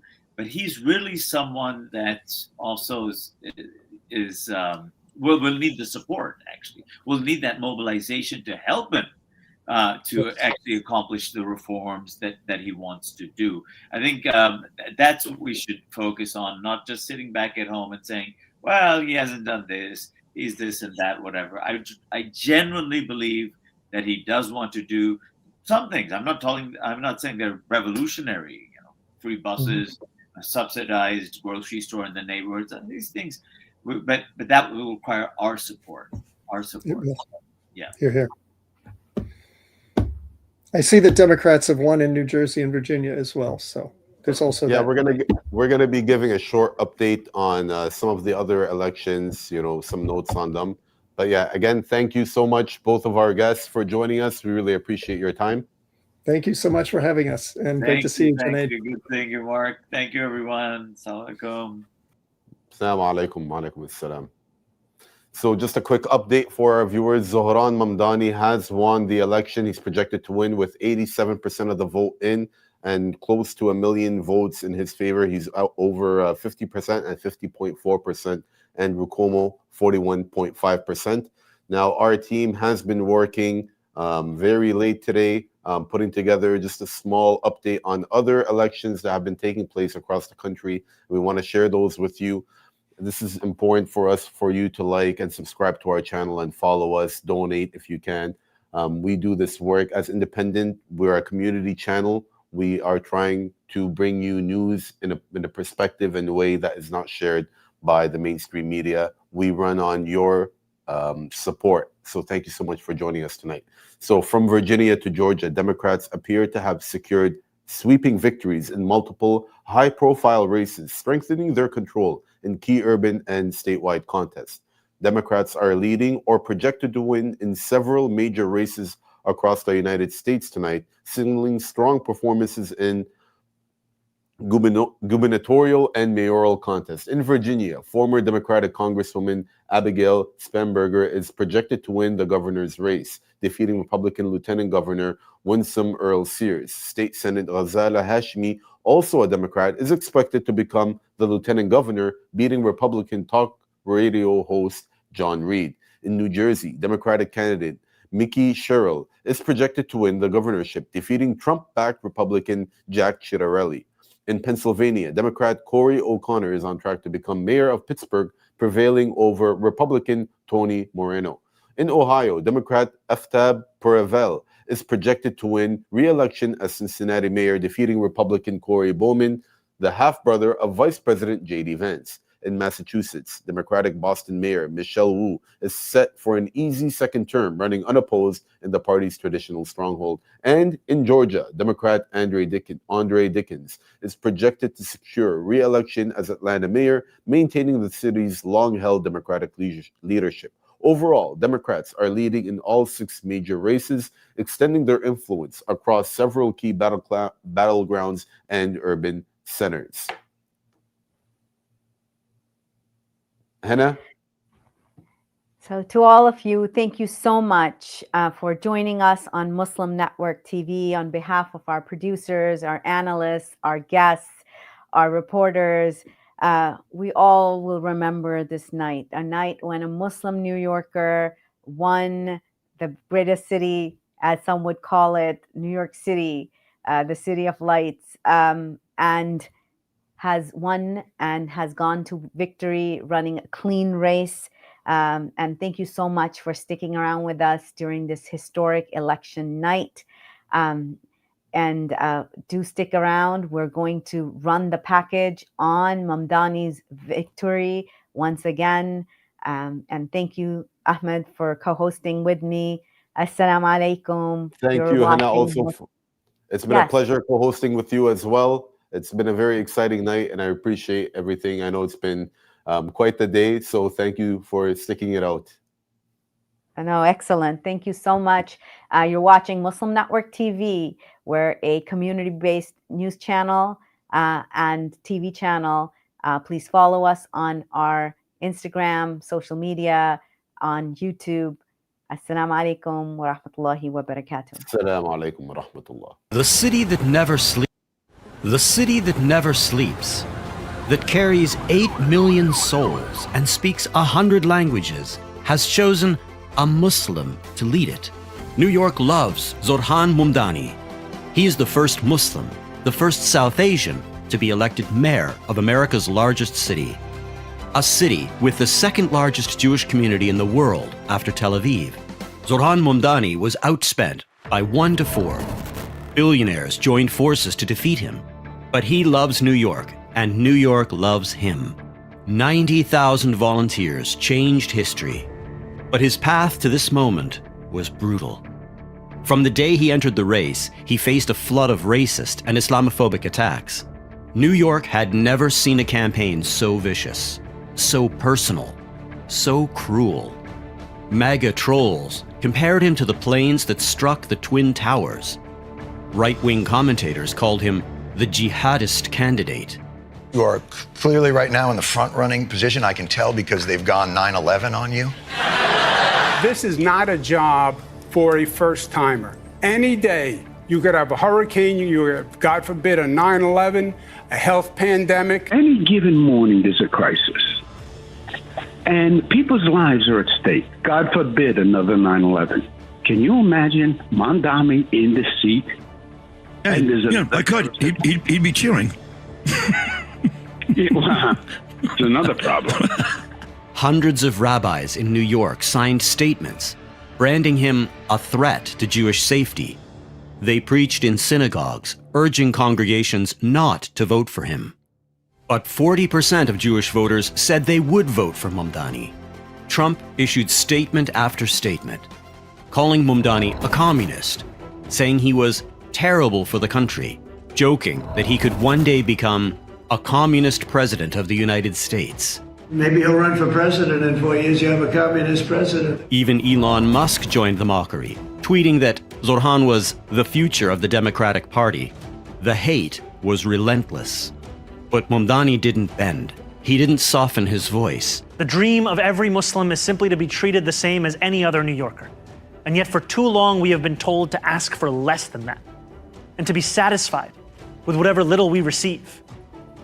No more. For as long as we have lived, we have known that no matter what anyone says, there are still certain forms of hate acceptable in this city today. Islamophobia is not seen as inexcusable. One can incite violence against our mosques and know that condemnation will never come. Elected officials in this city can sell t-shirts calling for my deportation without fear of any accountability. The consequences are stark. More than 1 million Muslim New Yorkers exist in this city only to be made to feel as if guests in our own home. No more. He stood before the microphones and spoke of Islamophobia, not as an abstract idea, but as a wound he carried since childhood. Growing up in the shadow of 9/11, I have known what it means to live with an undercurrent of suspicion. I will always remember the disdain I faced, the way my name could immediately become Muhammad, and how I could return to my city only to be asked in a double-mirrored room at the airport if I had any plan of attacking it. And since I was very young, I have known that I was spared the worst of it. Zohran Mamdani's father, Professor Mahmoud Mamdani, wrote a book called Good Muslim, Bad Muslim. Zohran Mamdani turned out to be a great Muslim, a good neighbor, and an excellent citizen. The bigger question is whether we are willing to say goodbye to something much larger. It is whether we are willing to say goodbye to anti-Muslim sentiment that has grown so endemic in our city that when we hear it, we know not whether the words were said by a Republican or by a Democrat. We know only that it was spoken in the language of the politics of this city. In an era of ever-diminishing bipartisanship, Islamophobia has emerged as one of the few areas of agreement. He didn't hide his faith. He didn't whisper his name. He stood tall, prayed openly, and spoke about justice unapologetically. I will not change who I am. I will not change how I eat. I will not change the faith that I am proud to belong to. But there's one thing I will change. I will no longer look for myself in the shadows. I will find myself in the light. When hate came for him, he answered with dignity. When fear tried to define him, he redefined courage. I mean, this is all the Republican Party has to offer. Cheap jokes about Islamophobia so as to not have to recognize what people are living through. Attempts to pit people's humanity against each other. And I think whether it's J.D. Vance or it's Andrew Cuomo, it is the same kind of politics. It's a politics of division. Zohran Mamdani's victory is not just a triumph for people taking charge of their city. It is a moral awakening. It is the first crack in the architecture of Islamophobia.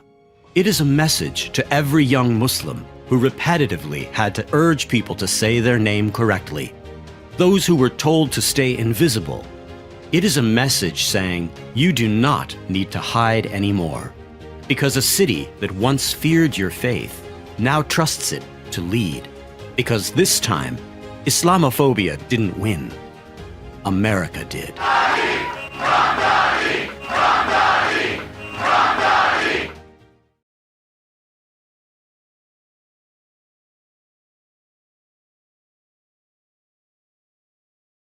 Assalamu alaikum.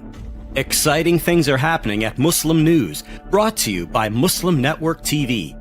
Our dedicated team is working tirelessly to bring you news reports, international coverage, and in-depth analysis that resonates with your world. We're not just reporting, we're offering perspectives that are uniquely ours. We're committed to connecting you to the stories shaping your community and the world.